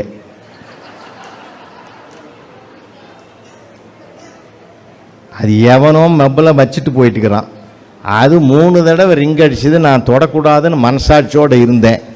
4ஆவது தடவை என்ன ஆபத்தோன்னு நினச்சி நான் அதை எடுத்தேன். எனக்கு ஏன் வாங்கிக்கோன்னதுக்கு பதில் சொன்னேன்னு தெரியுமா அந்த அம்மாவுக்கு? தமிழ்நாட்டில் தான் புருஷனை கேட்டு வாங்குற ஒரு பெண்மணியும் இந்த மண்ணில் இருக்கிறாளேன்னு நினச்சி சந்தோஷத்தில் தாண்டா நான் வாங்கிக்கோன்னு சொன்னேன். அந்த பெருமையை அந்த அம்மாவுக்கு கொடுக்கணுன்னு தாண்டா சொன்னேன்னு. அதனால் எந்த இடத்திலும் நாம் மகிழ்ச்சியை பார்க்க பழகிட்டா போதும். பேராசிரியர் கண சிர்சபேசன் ஒரு மிகப்பெரிய தமிழ் அறிஞர், ஐயாவோட 10 ஆண்டுகள் இருந்தவன். நான் ஒன்றுன்னா சொல்கிறேன், 10 ஆண்டுகள் பயணம் பண்ணோம். அவர் மாதிரிலாம் ஒரு மகிழ்ச்சியை, இதுதான் மகிழ்ச்சின்னு அடையாளப்படுத்தியவர் அவர். 25 வருஷத்துக்கு முந்தி பூந்தமல்லி பக்கத்தில் சிறுமடிசின்னு ஒரு ஊர், மண் ரோடு. இப்போல்லாம் அது துணை நகரமாக மாறுது. அந்த மண் ரோட்டில் போகிறோம், கோவிந்தா பேர், டிரைவருக்கு பேர் கோவிந்தன், நானும் ஐயாவும் பின் சீட்டில் உட்காந்துங்கிறோம். அப்படி ஒரு ஸ்டேரிங் போட்டு வளைச்சாம் பாருங்க, அந்த சின்ன ரோடு வளைச்ச வேகத்தில் ஸ்டேரிங் கையில் வந்துடுத்து. எங்கள் ஐயா சும்மா இல்லை, கோவிந்தா கையில் என்ன? சக்கரம் சுவாமின்னா. ஏன்னா கோவிந்தன்னா சங்கு சக்கரம் இருக்கும்ல, சக்கரம் சுவாமின்னா. உடனே அவர் கேட்டார், சங்கு எங்கே அப்படின்னார். அவன் சொன்னான், இன்னும் கொஞ்சம் நேரத்தில் ஊதிடுவாங்கன்னா. அப்போ தான் நான் கேட்டேன், என்ன சாமி நம்மளாம் உயிரை கையில் பிடிச்சின்னு வரோம், நீங்கள் தமிழில் விளையாடி வரீங்களேன்னு. அது நல்ல வேலைங்க, ஒரு வேப்ப மரத்தில் போய் மோதி நின்று, ஒரு மாரியம்மன் கோயிலுக்கு வாசலில் இந்த வேப்ப மரத்தில் போய் முட்டி நின்று நாங்கள் காப்பாற்றப்பட்டோன்னு வச்சிங்களேன். அப்போ சொன்னார், இடுக்கன் வருங்கால் நகுன்னு ஐயன் வள்ளுவன். ஆமாம், உயிர் போகிற நேரத்தில் அந்த மாதிரி ஒரு தருணமாக இருக்குது, இப்போ போய் நீங்கள் அப்படி சொல்லலாமான்னு. ஏன்னா எந்த சூழ்நிலையிலும் நம்ம மகிழ்வதற்கு தயாராக இருக்க வேண்டும் என்ற ஒரு மந்திரத்தை சொல்லி கொடுத்தவரே அவர் தான் எங்களுக்கெல்லாம். நான் ஒரு தடவை என்ன பண்ணோம், நாங்கள் ஒரு 2-3 பேர் போயிருந்தோம். ஒரு 12-13 வருஷத்துக்கு முந்தி சிங்கப்பூர் போயிருந்தோம். ஒரு இடத்துலேருந்து அப்படி கடந்து அண்ணாண்டபோகம் போயிட்டோம். போன பிற்பாடு அங்கே காரில் வந்தவங்க இறங்கி எங்களெல்லாம் பாராட்டினாங்க. தமிழ்நாட்டிலேருந்து வந்தீங்களா தங்கங்களா அப்படின்னாங்க. பார்க்காம பழகாமல் பேசாமல் எப்படி கண்டுபிடிச்சிங்கன்னு. எந்த இடத்துல ரோடை கிராஸ் பண்ணக்கூடாதோ அந்த இடத்துல கிராஸ் பண்ணி வந்தீங்கன்னா அது நம்மால் தவிர எவனுமே இருக்க மாட்டான்னு முடிவு பண்ணி தான் நாங்கள் கேட்டோம்னா. ஏன்னா அந்த விதி மீறல் இன்றைக்கெல்லாம் அங்கெல்லாம் கிடையாது. அது எதுவும் இருந்தாலும் அதில் ஒரு மகிழ்ச்சியை பார்க்கறது, மன மகிழ்ச்சியை கொள்வது தான் நமக்கு வாழ்க்கையில் ஒரு சிறந்த கோட்பாடாக பெரியவங்க நமக்கு சொல்லி கொடுத்துருக்காங்க. இன்னும் சொல்ல போனால் அந்த நாள் வாழ்ந்த லைஃப் இருக்குது பாருங்கள். சாதாரணம் பொண்ணு பார்க்கறது கூட அப்பா அம்மா போவாங்க. இன்னும் கூட நிறைய சொல்லணும்னு ஆசைப்பட்டேன். இருந்தாலும் இந்த மறுவீடுன்னு ஒன்று உண்டு இல்லையா, கல்யாணமான உடனே மறுவீடுன்னு ஒன்று உண்டு இல்லையா. அதாவது எங்கள் ஊர்லலாம் மறுவுன்றதுன்னுவாங்க, மறுவீடுன்னு பல மாவட்டங்களில் சொல்லுவாங்க. அப்படின்னா ஒன்றும் இல்லை, மாப்பிள்ளை என்ன பண்ணணும், பொண்ணை திருமணம் பண்ண அன்றைக்கே பொண்ணு வீட்டுக்கு போயிட்டு ஒரு வாரம் தங்கியிருப்பார். ஏன்னா இவங்க வீட்டில் சாப்பாடு இல்லைன்னா இல்லை, அது ஒரு சம்பிரதாயம், ஒரு சடங்கு. அப்போல்லாம் தூணு வச்சு வீடு கட்டியிருப்பான். அந்த தூணுக்கு மரவில் அந்த பொண்ணு நிற்கும். அந்த பொண்ணு கல்யாண பொண்ணு வந்து சமைச்சு வந்து பரிமாறாது, அவங்க அம்மா தான், அதாவது பையனுடைய மாமியார் தான் இலை போட்டு தலைவாழை இலை போட்டு தண்ணி தெளித்து உட்கார வச்சு காய்கறியெல்லாம் கூட்டலாம் ஒன்று ஒன்றா வைக்கும். அந்த தூணுக்கு மரவாக அந்த பொண்ணு நிற்கும். இந்த அம்மா என்ன பண்ணும், முதல்ல ஒரு உருளைக்கிழங்கு பொரியலை வைக்கும். இவன் தொடமாட்டான், இங்கிருந்து கண்ணாலே பாடம் நடத்தும். இவனுக்கு உருளைக்கிழங்கு பிடிக்காது, எழுதிக்கோ. அது ஒரு நோட்டும் பென்சிலும் வச்சுருக்கும், அது எழுதிடும். அதுக்கு அடுத்தது வெண்டைக்காயை அள்ளி வைப்பாங்க, வச்ச வேகத்திலே பாதி சாப்பிட்ருவான். இவனுக்கு வெண்டைக்காய் பிரியன், ரொம்ப வெண்டைக்காய் விரும்பி சாப்பிடுவான் போலகுது. ஆனாலும் அந்த அம்மாவுக்கு மனசுக்குள்ள ஒரு போராட்டம், இவ்வளோ வெண்டைக்காய் சாப்பிட்டு இவனுக்கு மூளை வளரலையே அப்படின்னு ஒரு மனசில் நினைக்குது. அப்புறம் உடனே அதுவே ஆறுதல் பண்ணிக்குது, ஒருவேளை வளர்ந்துருந்தால் நம்ம வீட்டில் பொண்ணு எடுத்திருப்பானோ அப்படின்னு ஒரு அடுத்த கேள்வி. அதுக்கு கேள்வியும் நானே பதிலும் நானேன்னு அது ஒரு போராட்டம், மன போராட்டத்தில் இவனுக்கு வெண்டைக்காய் பிரியன்னு எழுதிக்கோ. அப்புறம் கீரை கூட்டு வைக்கும், கீரை நல்லா சாப்பிட்றான் வச்சு எழுதிக்கோ. அப்போ பிறந்த அதனுடைய புகுந்த வீட்டுக்கு வந்த பிறகு உங்களுக்கு என்னென்ன பிடிக்கும்னு கேட்கவே கேட்காது அந்த பொண்ணு. சார், வாழ்க்கை பாடத்தை எப்படியெல்லாம் நடத்தி வாழ்ந்திருக்கிறார்கள் நம்முடைய தமிழர்கள். இன்னைக்கு நம்ம அந்த வாழ்க்கையும் போச்சு, பாடமும் போச்சு, எல்லாம் ஹோட்டலில் உட்காந்துங்குது. ரொம்ப கஷ்டமாக இருக்குது. சில நேரங்களில் பார்த்தீங்கன்னா அன்றைக்கி நான் ஹோட்டலில் பார்க்குறேன், ஒரு ஆள் வந்து வேகமாக உட்காந்தான், சர்வர் தம்பி கொண்டாந்து தண்ணியை வச்சான், வச்ச வேகத்தில் எழுந்து போட்டான். சார், ஹோட்டல் முதலாளி கேட்டார், என்னடா என்ன சொன்ன, அப்படி வச்ச வேகத்தில் அவ்வளோ கோபமாக போகிறான். ஒன்றும் இல்லை முதலாளி, இங்கே சாப்பிட்டா வீட்டில் சாப்பிட்ட மாதிரி இருக்குன்னு சொன்னேன். அவனுக்கு அம்மா கோபம் வந்துடுது, அங்கே சரியில்லைன்னு தான் இங்கே வந்தான். இங்கேயும் வீட்டில் சாப்பிட்ட மாதிரி இருக்குன்னா அவனுக்கு கோபம் வராதா? இப்போல்லாம் பார்த்தீங்கன்னா இப்போ மாடர்ன் உலகத்தில் என்னென்னமோ மாறி போச்சு. அன்றைக்கி யூடியூபில் வந்து உட்காடுறான், சர்வர் தம்பி கேட்குறாரு, என்ன சாப்பிட்றீங்க, 2 இட்லி சாம்பார் கொடு, அப்புறம் ஒரு வடை சாப்பிடுவேன், அப்புறம் ஒரு பூரி சாப்பிடுவேன். சரி, தனித்தனியாக சாப்பிட்டீங்கன்னா 400 ரூபாய் பில்லு வரும், காம்போ எடுத்துக்கிறியான்னா. காம்போனா என்னன்னா, அதில் ஒரு இட்லி, ஒரு வடை, ஒரு பூரி, ஒரு மினி தோசை, ஒரு காப்பி வரும். எவ்வளோ பில்லு? 200 ரூபா தான். சபாஷ், ரொம்ப நல்லா இருக்குதே, போட்டுக்கோ காம்போன்ட்டான். காம்போ போட்டுக்கிட்டு சாப்பிட்டான். சாப்பிட்டு முடிச்சு பில்லை கொடுத்துருவாங்க. 6 மாதத்துக்கு பிறகு அவனுக்கு ஹார்ட்டில் பெயின் வந்தது. ஹாஸ்பிட்டலுக்கு போனான். அங்கே டாக்டர் கேட்டார், தனித்தனியாக எடுத்துக்கிறியா காம்போ எடுத்துக்கிறியான்னார். அவன் என்ன பண்ணால் அந்த காம்போ ஞாபகம் வந்துடுது, இங்கேயும் அதே மாதிரி கொடுப்பாங்க போல இதை அட்மிட் பண்ணிட்டு நினச்சி காம்போவை போட்டுக்கிட்டான். ஒரு 3 லட்சம் ரூபா கட்டுன்னு அவன். இன்னும் அங்கே 200 ரூபா தானே கேட்டான், நீ நான் 3 லட்சம்னா. இங்கே இசிஜிக்கு தனி ரேட்டு, எக்கோவுக்கு தனி ரேட்டு, பிளட் டெஸ்ட் ஆஞ்சியோவுக்கு தனி ரேட்டு, இதெல்லாம் பார்த்தீங்கன்னா 4 லட்சம் வரும். நீ காம்போ எடுத்தீங்கன்னா 3 லட்சம். அப்போ தான் அவன் நினச்சான் காம்போன்றது அவன் தெரிஞ்சு வச்சுக்கிறான். அது வேறு காம்போ, இது வேறு காம்போன்றது அப்புறம் தான் புரியுதுன்னா. வாழ்க்கையில் புரிந்த பிறகு தான் பலருக்கு அந்த மகிழ்ச்சியே மனதில் மத்தாப்பாக வரும். எப்பயுமே நம்ம வந்து அந்த அதனால தான் வாழ்க்கையும் புரிஞ்சுக்கணுன்றது. இப்போ எப்போ நான் ஆரம்ப காலத்திலே ஒரு தடவை சொன்னேன், நான் எப்பயுமே இந்த வார்த்தைகளில் இருக்கிறது வாழ்க்கையின் வெற்றி. ஏங்க வாங்கலேன் ப்ளீஸ் அதை எடுங்களேன் அப்படின்னு அந்த அம்மா சொல்லிச்சுன்னா கல்யாணம் ஆகி 1 வருஷம் ஆகுதுன்னு அர்த்தம். ஏங்க அதை எடுங்க ப்ளீஸ் போயிட்டுது 5 வருஷம் ஆகுதுன்னு அர்த்தம். யோ அப்படின்னா 10, இங்கே வா அப்படின்னா 15, எங்கடா உங்க ஒப்ப 20. நீங்கன்னு ஆரம்பிச்சு நீல போய் முடியுது பார்த்தீங்களா? அதான் சார் லைஃபினுடைய அழகு, ஆனந்தம், அற்புதம் எல்லாமே. அங்க என்ன சார் ஒரு பிரஸ்டேஜ் இருக்கு, ஈகோ என்ன இருக்கு? கணவன் மனைவியுடைய வாழ்க்கையில் என்ன ஈகோ இருக்கு? நான் என்ன படிச்சிருக்கேன் தெரியுமா? அந்த அம்மா கிட்ட போய் சொல்லுவாங்க, நான் என்ன படிச்சிருக்கேன் தெரியுமா, என்ன உலகம் என்னமா பாரு, எல்லாம் தெரியும், உட்காரியா, உன்னை பற்றி எனக்கு தெரியாதா, நீ உட்காரு, நீ ஊருக்கு ராஜா, இங்கே நான் தான் ராஜா, உட்காரு, நான் தான் ராணி, நான் சொன்னதை கேளு, உட்காரு. அது கலெக்டருக்கும் பொருந்தும், எல்லாருக்கும் பொருந்தும். ஏன்னா அந்த வீட்டை ஆள்றதுன்றது லேசான விஷயம் இல்லை சார், அந்த அம்மாவுக்கு தான் தெரியும் எல்லாமே. அதனால்தான் தாயை மதிக்கிறவனும் தாரத்தை போற்றுபவனும் தான் தரணியில் வாழ்க்கையில் ஜெயித்திருக்கிறான். வாழ்க்கையில் ஜெயித்திருக்கிறான். தாரத்தை போற்று, தாயை போற்று, தாயை வணங்கு, தாரத்தை பாராட்டு. சார் அந்த பொண்ணு தானே சார் நம்மளை ஒரு தனி மனிதனை நம்பி வந்திருக்குது. இவன் கூட நிச்சயதார்த்தம் பொண்ணு பார்க்க போகும்போதெல்லாம் 100 பேர் 200 பேரை கூட்டி போய் பார்க்குறான்.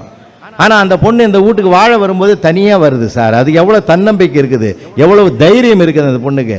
அந்த பொண்ணு நம்மளை நம்பி வந்திருக்கிறதேன்றது, அந்த விட்டு கொடுக்கறது, அனுசரிக்கிறது, வாழ்க்கையில் அதை எடுத்துக்கொண்டால் லைஃப் ரொம்ப நல்லா இருக்கும் சார். அங்கே போய் சின்ன சின்ன விஷயங்களுக்கெல்லாம் அதை பெருசாக ஊதி பெருக்கக்கூடாது. ஏன்னா வாழ்க்கை என்பது வாழ்வதற்காக நம்ம பிறந்திருக்கோம். அதனால தான் தென்கட்சி சுவாமிநாதன் அவரிடத்தில் நான் பலதை கற்றோம், வாழ்க்கை பாடமாக கற்றுக்கிட்டவன். நான் வாழ்க்கை பாடமாக கற்றுக்கிட்டேன்.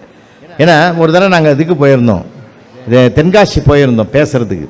குற்றாலத்தில் குளிக்கலான்னு போயிருக்கும்போது ஐயாவோட நானும் போயிருந்தேன். அவரோட படித்த 2 அக்ரி ஸ்டூடெண்ட் அங்கே வந்திருந்தாங்க. அதில் ஒருத்தன் சொன்னான், ஏய் சாமிநாதா, இந்த அறிவு கொட்டுற உயரமான இடத்துல போய் நீ உட்காந்து நின்று இன்று ஒரு தகவல் சொன்னால் எப்படி இருக்கும்னார். ஐயா சொன்னார், நல்லா தான் இருக்கும், நீ என் வீட்டுக்கு தகவல் சொல்ல வேண்டியிருக்கும்னு சொன்னார். அதை எப்படி மாற்றினார் பார்த்தீங்களா சார்? அந்த மாற்றி பேசுகிற பக்குவம் நமக்கு வரணும் சார். அப்போ தான் சார் வாழ்க்கையில் நம்ம ஐயோ நம்ம பெருசாக தப்பு பண்ணிட்டுமே ரொம்ப அப்படி இப்படிலாம் இல்லை சார். இப்போ நான் ஒரு விஷயம் சொல்லட்டுமா? சென்ட்ரலில் இருந்து கரண்ட் புக்கிங்கில் டிக்கெட் வாங்கி டெல்லிக்கு போயிடலாம் ட்ரெயினில். ஆனால் டெல்லியில இருந்து கரண்ட் புக்கிங்கில் டிக்கெட் வாங்கின்னு ஒரு காலகட்டத்திலையும் உட்காந்து வர முடியாது, டிக்கெட்டை வாங்க முடியாது டெல்லியில். நான்லாம் அதெல்லாம் ஒரு காலத்தில் பட்டிருக்கிறேன் பாடு. அப்படிதான் நம்மால் போய் ஒருத்தன் போய் ஒரு யங் மேன் நின்று இருக்கிறான், திருவாரூர்கார தம்பி போய் நின்று இருக்கிறான், சென்ட்ரலுக்கு வர்றதுக்காக டிக்கெட் வாங்கிறதுக்காக போய் நின்று இருக்கிறான். ட்ரெயின் ரெடியாக இருக்குது, இன்னும் 15 நிமிஷத்தில் புறப்பட்டுரும். ஆனால் நிற்கிற கேவ்லேருந்து போய் டிக்கெட்டு வாங்கணும்னா ½ அன் ஹவர் ஆகிடும் போல இருக்குது. துணிஞ்சு ஏறிட்டான். என்ன ஆனாலும் பரவாயில்ல, பணம் கையில் இருக்குது, பெனால்ட்டி போட்டு கட்டிடுவோம்னு சொல்லிட்டு தைரியமாக ஏறி வந்துட்டான் ட்ரெயினில். ஒரு 3 ஸ்டேஷன் தாண்டுற வரைக்கும் வாசல்லையே ஒரு டிடிஆர் கோட்டும் சூட்டும் போட்டுமா நிற்கிறார். இவனும் அவரை பார்க்குறான். அவராக வந்து கேட்குற போது நம்ம விஷயத்த சொல்லலான்னு நினைக்கிறோம். இருந்தாலும் பரவாயில்லைன்னு 3 ஸ்டேஷன் தாண்டுற வரைக்கும் பொறுத்திருந்தவன் அவனாக போய் அவர்கிட்ட சொன்னான், ஐயா என்னை மன்னிக்கணும், நான் தமிழ்நாட்டுக்கு போகிறேன், அவசரமாக போகிறேன், டிக்கெட்டு வாங்கிறதுக்கு கியூவில் நின்று வாங்க முடியல, பெனால்ட்டி போட்டு கட்டுறதுக்கு நான் தயாராக இருக்கிறேன், தப்பாக நினைக்காதீங்கன்னா. அந்த டிடிஆர் கண் கலங்கி நின்னார். கண் கலங்கி நின்னார். கியூவில் நின்று டிக்கெட்டு வாங்கிக்கிட்டு வந்தால் இந்த ட்ரெயினை பிடிக்க முடியாதுன்றது எனக்கும் தெரிஞ்சதுனால தானடா நானே டிடிஆர் வேஷத்தில் வந்துக்கிறேன். ஆனால் ஒன்று, நான் இந்த வேஷம் எனக்கு பொருந்துதா இல்லையான்னு பயந்துக்கிட்டே இருந்தேன். கரெக்டாக வந்து நீ கணிச்சு சொன்ன டிடிஆர் சார்னு கேட்ட பற்றியா, உண்மையிலே எனக்கு ஒரு நம்பிக்கை பிறந்துருத்துறா. இனி எதை பற்றி நான் கவலைப்படலை, நீ ஒரிஜினல் டிடிஆர் வரும்போது உண்மையை சொல்லு, உனக்கு நன்மை கிடைக்கும்னு சொல்லிட்டு சென்ட்ரலில் பார்ப்போன்ட்டு போயிட்டார் அவர். ஏன்னா சில சூழ்நிலைகள், சில சந்தர்ப்பங்கள் நமக்கு பாதகமாக இருந்தால் கூட அதை சாதகமாக்கி கொள்ளுகிற சரித்திரம் நமக்குள்ளே இருக்கிறது. அதனால தான் சுவாமி விவேகானந்தர் சொன்னார், வாழ்க்கையில் அச்சப்படாதே ஆச்சரியப்படாதேன்னு சொன்னார். நான்லாம் குக்கிராமத்தில் பிறந்து வளர்ந்து, விழுப்புரம் மாவட்டம் பனமலை கிராமன்றத்தில் பிறந்து வளர்ந்து, எங்கள் ஊர்லலாம் ஆச்சரியமாக இருக்குமா, மகிழ்ச்சி கொட்டி கிடக்கும் சார். வாழ்க்கையிலேயே நாங்கள்லாம் இயல்பாகவே அனுபவிச்சவங்க. ஆலமரம் அரச மரம் பெரிய பறந்து விரிஞ்சு இருக்கும். அப்போல்லாம் ஆவின அந்த பால் இந்த பால் ஆரோக்கிய பால் எந்த பாலும் கிடையாது, பசும்பால் எறும்பு பால் தான். எங்கள் ஊரில் பால்காரர் மாட்டெல்லாம் கொண்டாந்து அந்த ஆலமரம் வச்சு காலையில் 5 மணிக்கெல்லாம் பால் கறப்பார், கேனாக கறந்து வைப்பார். நாங்கள்லாம் பாத்திரம் எடுத்து போவோம். சின்ன குடும்பம், 1 லிட்டர் வாங்க போவேன், சின்னதாக எடுத்துன்னு வருவேன். எங்கள் ஹெட்மாஸ்டர் கோவிந்தசாமின்னு பேர், உயரமாக இருப்பார். அவர் குடும்பம் பெரிய குடும்பம், ஒரு பெரிய பாத்திரம் தூக்கின்னு வருவார், 2 லிட்டர் வாங்குவார். அப்போ அவரும் நிற்பார், அவர் நிற்கிறாரு, நான் ஓரமாக பயந்துன்னு அந்த பக்கமாக நிற்பேன். அந்த பால்கார் பாலெல்லாம் கறந்து வச்சுட்டு அனௌன்ஸ் பண்ணுவார் தெரியுமா, எருமையெல்லாம் இந்த பக்கம் வந்து நில்லுன்னுவார். எங்கள் ஹெட்மாஸ்டர் தான் சார் முதல்ல போய் நிற்பார். என் மனசுக்குள்ள ஒரு மத்தாப்பு, கிளாஸ் ரூமில் நம்மளை எருமைன்றாரு, இவர் வெளியில் இவர் போலகுது, அதனால தான் நம்மளை கிளாஸில் சொல்கிறாருன்னு நான் மனசுக்குள்ளே நினைப்பேன். என்ன இயல்பாக இருக்குது தெரியுமா உங்களுக்கு? டூரிங் டாக்கீஸ், குமரன் டாக்கீஸ்னு ஒரு தேட்டரு, அந்த தேட்டரில் ஒரு படம் வந்தது சார். சின்ன போஸ்டரை ஒட்டி தள்ளுற வண்டியில் தள்ளிக்கின்னு வரான் ஒரு பையன் புனலில் சொல்லிட்டு வரான் சார், கணவனே கண்கண்ட தெய்வம் இன்றோடு கடைசி, கணவனே கண்கண்ட தெய்வம் இன்றோடு கடைசின்னா அவன் எவ்வளோ தொலைநோக்கு பார்வையில் பார்த்தான்றது எனக்கு இப்போ தான் புரியுது. ஏன்னா வாழ்க்கையில் எதை எடுத்தாலும் மகிழ்ச்சி கொட்டி கிடக்குது. இன்னும் எங்கள் எல்லாம் எலெக்ஷன் நடந்தது தெரியுமா, அதில் ஒரு வேடிக்கை இருந்தது. யாரோ ஒரு வேட்பாளனுக்கு கிணறு போலகுது, உங்கள் ஓட்டை பொன்னான ஓட்டை கிணத்தில் போடுங்கன்னு அனௌன்ஸ் பண்ணின்னு போனான். ஏன்னா அப்போ தான் அவன் சின்ன கிணறு போலகுது. அவன் கேட்குறவன் என்ன நினைப்பான், சில நேரங்களில் நமக்கு புரிகிற மாதிரி சொல்லணும் சார். அன்றைக்கி ஒருத்தன் வாழ்க்கையில் தினம் ட்ரிங்க்ஸ் சாப்பிடுவான், அன்றைக்கி அவன் கையில் பணமே இல்லை சார், தவிக்கிறான், கை காலெலாம் நடுங்குது. அவன் சம்சாரம் மாறுங்க. அந்த நேரம் அது என்ன சொல்லுது, அந்த அடிக்கிற பைப்பு, அது அந்த அடிக்கிற பைப்பில் தான் போய் தண்ணி பிடிச்சின்னு வரணும். திருப்புற குழா இல்லை, பம்பில் அந்த அடித்தாதான் தண்ணியை வெளியில் வரும், அதை பிடிச்சின்னு வரணும். அந்தம்மா என்ன பண்ணிச்சியோ, எனக்கு உடம்பு சரியில்லை, இந்த அண்டா வச்சு தண்ணி அடின்னுட்டுது. தெய்வமே உன் வாக்கில் வந்து நின்றுதுருமா, காலையிலேருந்து தவிச்சேன், அசரீரி மாதிரி சொன்னிய தாயின்னு அந்த அண்டாவை தூக்கி மூட்டான். அவன் எங்கே போயிருப்பான்னு உங்களுக்கு தெரியும். ஏன்னா அவனுக்கு புரிகிற மாதிரி சொன்னேன், இதை கொண்டு போய் அடிக்கிற பைப்பில் வச்சு தண்ணி அடிடான்னு சொல்லியிருக்கணும். அண்டாவை வச்சு தண்ணி அடிக்கணும், அவங்க பூட்டான் அவன். அதனால் வார்த்தைகளில் அதுவும் நம்ம மொழியில் பயன்படுத்துகிற போது மொழி வந்து ஒரு விழிக்கு சமமானது. நம்ம மொழியில் நாங்கள் உயிர் எழுத்து, மெய் எழுத்து, உயிர் மெய் எழுத்துன்னு வச்சுருக்கிறோம். என்ன அழகு தெரியுமா அந்த அழகு எழுத்துலாம், ரொம்ப அற்புதங்க. அதனால தான் எல்லா இடங்களிலும் சார் நம்ம வந்து ஹியூமருக்குன்னு ஒரு கிளப்லாம் போய் கேட்டு சிரிக்கணும்னு கூட அவசியம் கிடையாது சார். அதே தென்கட்சி சாமிநாதன் அவர்களும் நான் மதுரையிலேருந்து வைகை எக்ஸ்பிரஸில் ஏறி வரேன் சார், விழுப்புரம் ஜங்ஷனில் நிற்குது. புறப்படுற நேரத்தில் அந்த ஸ்டாலில் மசால் வடையை கொண்டாந்து கொட்டுறான், வாசனை கமகமன்னு வருது. ஐயா சொன்னார், 500 ரூபா செலவு பண்ணால் கூட நம்ம வீட்டில் வாசனையே வரலடா, எப்படா வருது பாடுறான் வாசனைன்னார். இருங்க சார், வாங்கின்னு வரேன்னு இறங்கி ஓடி போய் 20 ரூபா நோட்டை அந்த பையன்கிட்ட நீட்டி, சீக்கிரம் பொட்டலம் கட்டுறா, 20 ரூபாய்க்கு வடையை கட்டுறா, ட்ரெயினை பிடிக்கணும்னு கலகலன்னு சிரிச்சான் சார். அவன் சிரிக்கிற மாதிரி நான் எதுவும் சொல்லலடா, ஏன்டா சிரிக்கிறேன்? இல்லை அவனும் வடையை வச்சு எலியை பிடிப்பான், நீ ட்ரெயினையே பிடிக்கணும்னு சொன்ன பற்றியாயா, நீ பெரியாளியா நீ என்ன சார்? சின்ன விஷயத்தில் எவ்வளவு சிரிப்பு புதைந்து கிடக்கிறதுன்னு அவங்ககிட்ட தான் கேட்டு கற்றுக்கிட்டேன். ட்ரெயினில் வந்து ஐயா கிட்ட கொடுத்தா அவர் சாப்பிட்டு நின்றார். அவசரமாக ஒருத்தான் அதே கம்பார்ட்மெண்ட்டில் ஏறிட்டான். ஏறி உக்காந்த உடனே டிடிஆர் அவனை புதுசாக வந்தவனை பார்த்துட்டு டிக்கெட் எடுன்னார், பாக்கெட்லேருந்து எடுத்து கொடுத்தான். இந்த டிக்கெட்டு செல்லாதுன்ட்டார். செல்லாத டிக்கெட்லாம் டிபார்ட்மெண்ட்டில் அடிக்கிறீங்களான்னா அவருக்கு தூக்கி வாரி போட்டுது. என்னடா சொல்கிறேன்னார், இப்போ தான் ஜஸ்ட் 5 மினிட்ஸ் ஆச்சு, இப்போ தான் நான் விழுப்புரம் ஜங்ஷனில் வாங்கின்னு வரேன், செல்லாதுன்ற. டேய், நான் அந்த அர்த்தத்தில் சொல்லடா, இது வந்து பேசஞ்சர் டிக்கெட், இது எக்ஸ்பிரஸ் ட்ரெயின், இந்த பேசஞ்சருக்கு வாங்கின டிக்கெட் இதுக்கு செல்லாதுன்னு சொல்ல. அவன் கேட்குறான், பேசஞ்சர்னா என்ன, எக்ஸ்பிரஸ்னா என்னன்னா. இவர் சொன்னார், எக்ஸ்பிரஸ்னா நிற்காமல் வேகமாக போகும்டா, அது பேசஞ்சர் நின்று ஸ்லோவாக போகும். அப்போ இந்த ட்ரெயின் வேகமாக போகுதுன்ற. அவர் ஒரு மாதிரி ஆயிட்டார். நான் சொன்னேன், கண்டினியூ பண்ணுங்க, என்ன தான் முடியுது பார்ப்போன்னு. அவரும் பேசினேன், இப்போ என்ன செய்யணும்னா, வர அடுத்த ஸ்டேஷன் திண்டிவனம் அங்கே இறங்கிடுறான்னார். அதுக்கு அவன் சொல்கிறான், 6 அறிவு படைத்த ஒரு மனுஷனை அவ்வளோமாக கீழே அனாதையாக இறக்கி விடுறதை விட வேகமாக போகிற இந்த ட்ரெயினை ஸ்லோவாக போவை, நீயும் போகலாம் நானும் போகலான்னா. அப்போ அவர் சொன்னார், டிடிஆர், நான் திண்டிவனத்தில் இறங்கிக்கிறேன், அதுதான் எனக்கும் சேஃப்டி, நீ இதில் போ, அதுதான் உனக்கும் நல்லது அப்படின்ட்டார். ஏன்னா வித்தியாசமான மனிதர்கள், வேடிக்கையான உலகம் இல்லையா? நம்ம எதை சொல்லல, குற்றத்தை காண்பதை விட அதில் இருக்கிறவ சந்தோஷத்தை பார்க்க. அன்னைக்கு ஒருத்தர் ஹாஸ்பிட்டலில் அட்மிட் பண்ணிட்டு ஹாஸ்பிட்டலுக்கு எழுதுறானே, என்னென்ன எழுதுறான் பார்த்தீங்களா? எங்கள் ஊரில் ஒருத்தன் எழுதிக்கிறான் சார், இங்கே ஆப்ரேஷனுக்கு பணம் கட்டினால் போதும், அனைத்து செலவுகளும் அடக்கம்னு எழுதிக்கிறான். வர்றவெல்லாம் பார்த்துட்டு என்னடா அவன் இப்படி எழுதிக்கிறானு. நீங்கள் சமீபத்தில் ஒரு டீச்சர் என்கிட்ட ரொம்ப வருத்தப்பட்டாங்க தெரியுமா? ராத்திரி 11:30 மணிக்கு ஒரு பையன் 7ஆம் கிளாஸ் பையன் டீச்சருக்கு மெசேஜ் போட்டுக்கிறான், டீச்சர் நான் தொங்க போகிறேன், நீயும் தொங்குன்னு சொல்லிட்டு மெசேஜ் போட்டான். அந்த டீச்சர் 11:30 மணிக்கு என்னடா அவன் தொங்க போகிறான்னு போட்டானேன்னு சொல்லி அலறி அடித்து அவங்க வீட்டுக்கே போயிடுத்து ஆட்டோ எடுத்துக்கின்னு. அந்தம்மா அந்த பையனுக்கு, அம்மா ஏமா இந்த நேரத்தில் வந்துக்கிறேன்னு. இல்லை உங்கள் பையன் படிக்கிறானா இல்லையான்னு பார்த்துட்டு போகலாம், இந்த பக்கமாக தான் போகிறேன், அதனால் பார்க்க வந்தேன்னு.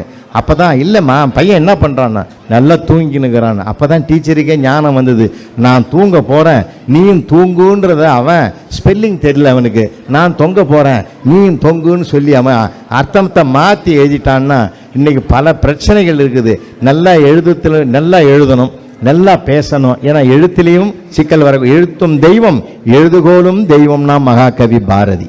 என்ன அழகு தெரியுங்களா? எல்லாமே அழகு சார். நம்ம பயன்படுத்துறது ஒருத்தி தான் ஒவ்வொருத்தனுக்கும் அந்த பெருமையே சேரும்.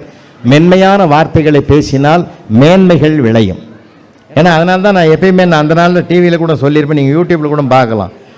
உனக்கு வாத்தியாரை பிடிக்குமா, அம்மாவை பிடிக்குமா, அப்பாவை பிடிக்குமா? நான் கண்டக்டரை பிடிக்கும்னா அந்த பையன் எப்படிறான்னு கேட்டேன். அவர் தான் சார், நான் பஸ்ஸில் ஏறும்போதே தம்பி நீ பாஸா மங்களகரமாக கேட்பார் சார் அவர். மற்றவெல்லாம் டிக்கெட்டு வாங்கணும், நான் மட்டும்தான் பாஸ் வாங்கி வச்சுக்கிறேன். பாஸான்னு கேட்குற போதே எனக்கு சந்தோஷமாக. மற்றவர்கள் மகிழக்கூடிய வார்த்தைகளை நீங்கள் பேசினால் உங்களை மகிழ இறைவன் 2 பேரை ஏற்பாடு செய்வான். இதுதான் தர்மம். மற்றவங்களை இம்சப்படுத்தினா நம்மளை இம்சப்படுத்துறதுக்கு ஆள் ரெடி ஆகிடுவான். அதனால வாழ்க்கையில நாம் எதை விதைக்கிறோமோ அதைத்தான் அறுவடை செய்வோம்.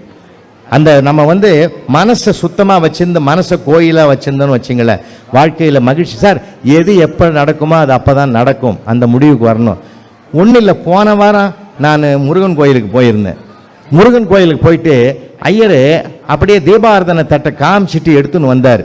அப்படி திருநீர் கொடுத்தாரு. வாங்கிறதுக்குள்ளே என் கை உள்ளே போராடுது, பாக்கெட்டில் கை வச்சு. எதுக்கு? ஒரு 5 ரூபாயை தேடி கிடக்குது. இது 5 ரூபாய் எங்கே இருக்குதுன்னு அப்படியே தேட தேட தேட இந்த 500 ரூபாய் நோட்டு தனியாக ஒன்று இருந்தது பார்த்தீங்களா? அப்படி விரலை விட்டு உள்ளே தேடும் போது அந்த 500 ரூபாய் எகிரி வெளியே ஊந்து போச்சு. அது அப்படியே காற்று வாட்டத்தில் 3வது ஆள்கிட்ட போய் ஊந்தது காலில். அவன் என்ன பண்ணான், அதை குனிஞ்சி எடுத்து யார் விட்டு போனோமா இதையா நமக்குன்னு சொல்லி அவன் எடுத்து ஐயர் தட்டில் போட்டான். உள்ளே போனவர் ஐயர் ஒரு மாலையை கொண்டாந்து அவனுக்கு போட்டு பிரசாதம்லாம் கையில் கொடுத்து சந்தோஷமாக வாழ்த்தினார். சார், ஆனால் நான் 5 ரூபாய் தேடினதுனால ஏன் 500 ரூபாய் அவனுக்கு வாழ்த்து வாங்கி கொடுத்தது? அந்த 500 நானே போட்டிருந்தேன்னா அந்த வாழ்த்து எனக்கு கிடைச்சிருக்கும்னா, எது எப்போ நடக்குமோ அது அப்போ நடக்கும். எதுவும் நம் கையில் இல்லை. நேற்றையது என்பது உடைந்த பானை, கவலைப்பட வேண்டாம். நாளையது என்பது மதில் மேல் பூனை, கவலையே பட வேண்டாம்.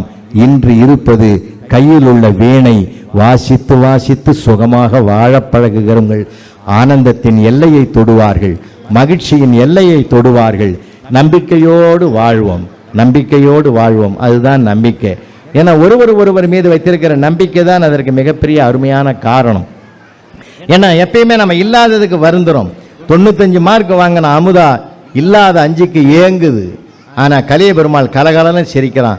ஏண்டா சிரிக்கிறேன்ன? அந்த 5 ஏங்கிட்ட தான் இருக்குதுன்னா. இதுக்காடா சிரிக்கிறேன்ன? இதுவே எப்படி வந்ததுன்னு தெரியல சாருன்னா. அடுத்த வார்த்தை சொன்னான் பார், சார் வாய்ப்பு இருந்தால் சொல்லுங்க சார், இந்த 5 அதுக்கு கொடுத்துட்றேன்னா. மார்க்கு எண் மட்டும் அந்த பெண்ணிடத்தில் இருக்கிறது. குறைந்தது நம் கையில் இருந்தாலும் அடுத்தவர்களுக்கு கொடுக்க வேண்டும் என்ற உயர்ந்த மதிப்பு அந்த பையன்கிட்ட இருக்குது. அதனால் அவன் கெட்டவன் இல்லை. மதிப்பும் எண்ணும் சேர்ந்தால்தான் மார்க்குக்கு மதிப்பெண்ணினே பேரு.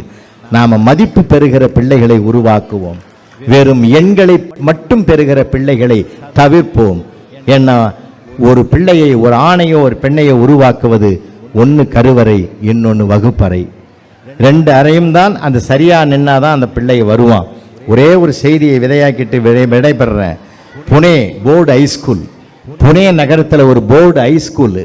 அந்த போர்டு ஹைஸ்கூலில் 7th ஸ்டாண்டர்ட் கிளாஸ் ரூமு. வாத்தியார் உள்ள போறாரு. ஜன்னல் வழியா ஒரு வாழைப்பழத்தோல் வெளியில விழுது. ஓரக்கண்ணால பார்த்துட்டு உள்ள போன ஆசிரியர் கேட்டாரு, யாரா போட்டதுன்னாரு. கேட்கறது அவர் தர்மம், பதில் சொல்லாமல் இருப்பது பிள்ளைகள் தர்மம்.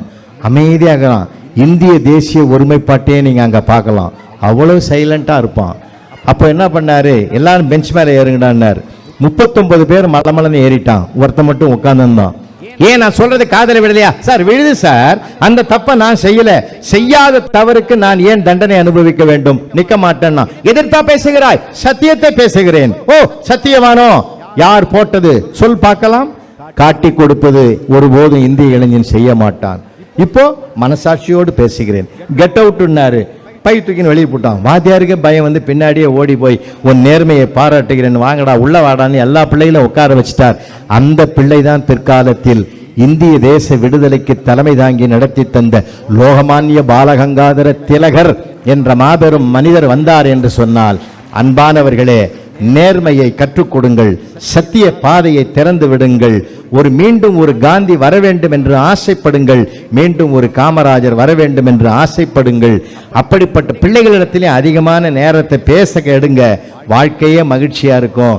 மனக்கவலைக்கு மருந்தே சிரிப்பு தான். தனக்கு ஓமை இல்லாதான் தாழ் சேர்ந்தார் கல்லால் மனக்கவலை மாற்றல் அரிதுன்னு திருவள்ளுவர் சொன்னார். உடல் நோய்க்கு மருந்து மருத்துவர் தருவார், மனநோய்க்கு மருந்து இறைவன் திருவடிதான் தரும் என்றால் அந்த பண்பான பிள்ளைகளை உருவாக்குவோம். பாரதம் ஜெயிக்கும். நன்றி, வணக்கம்.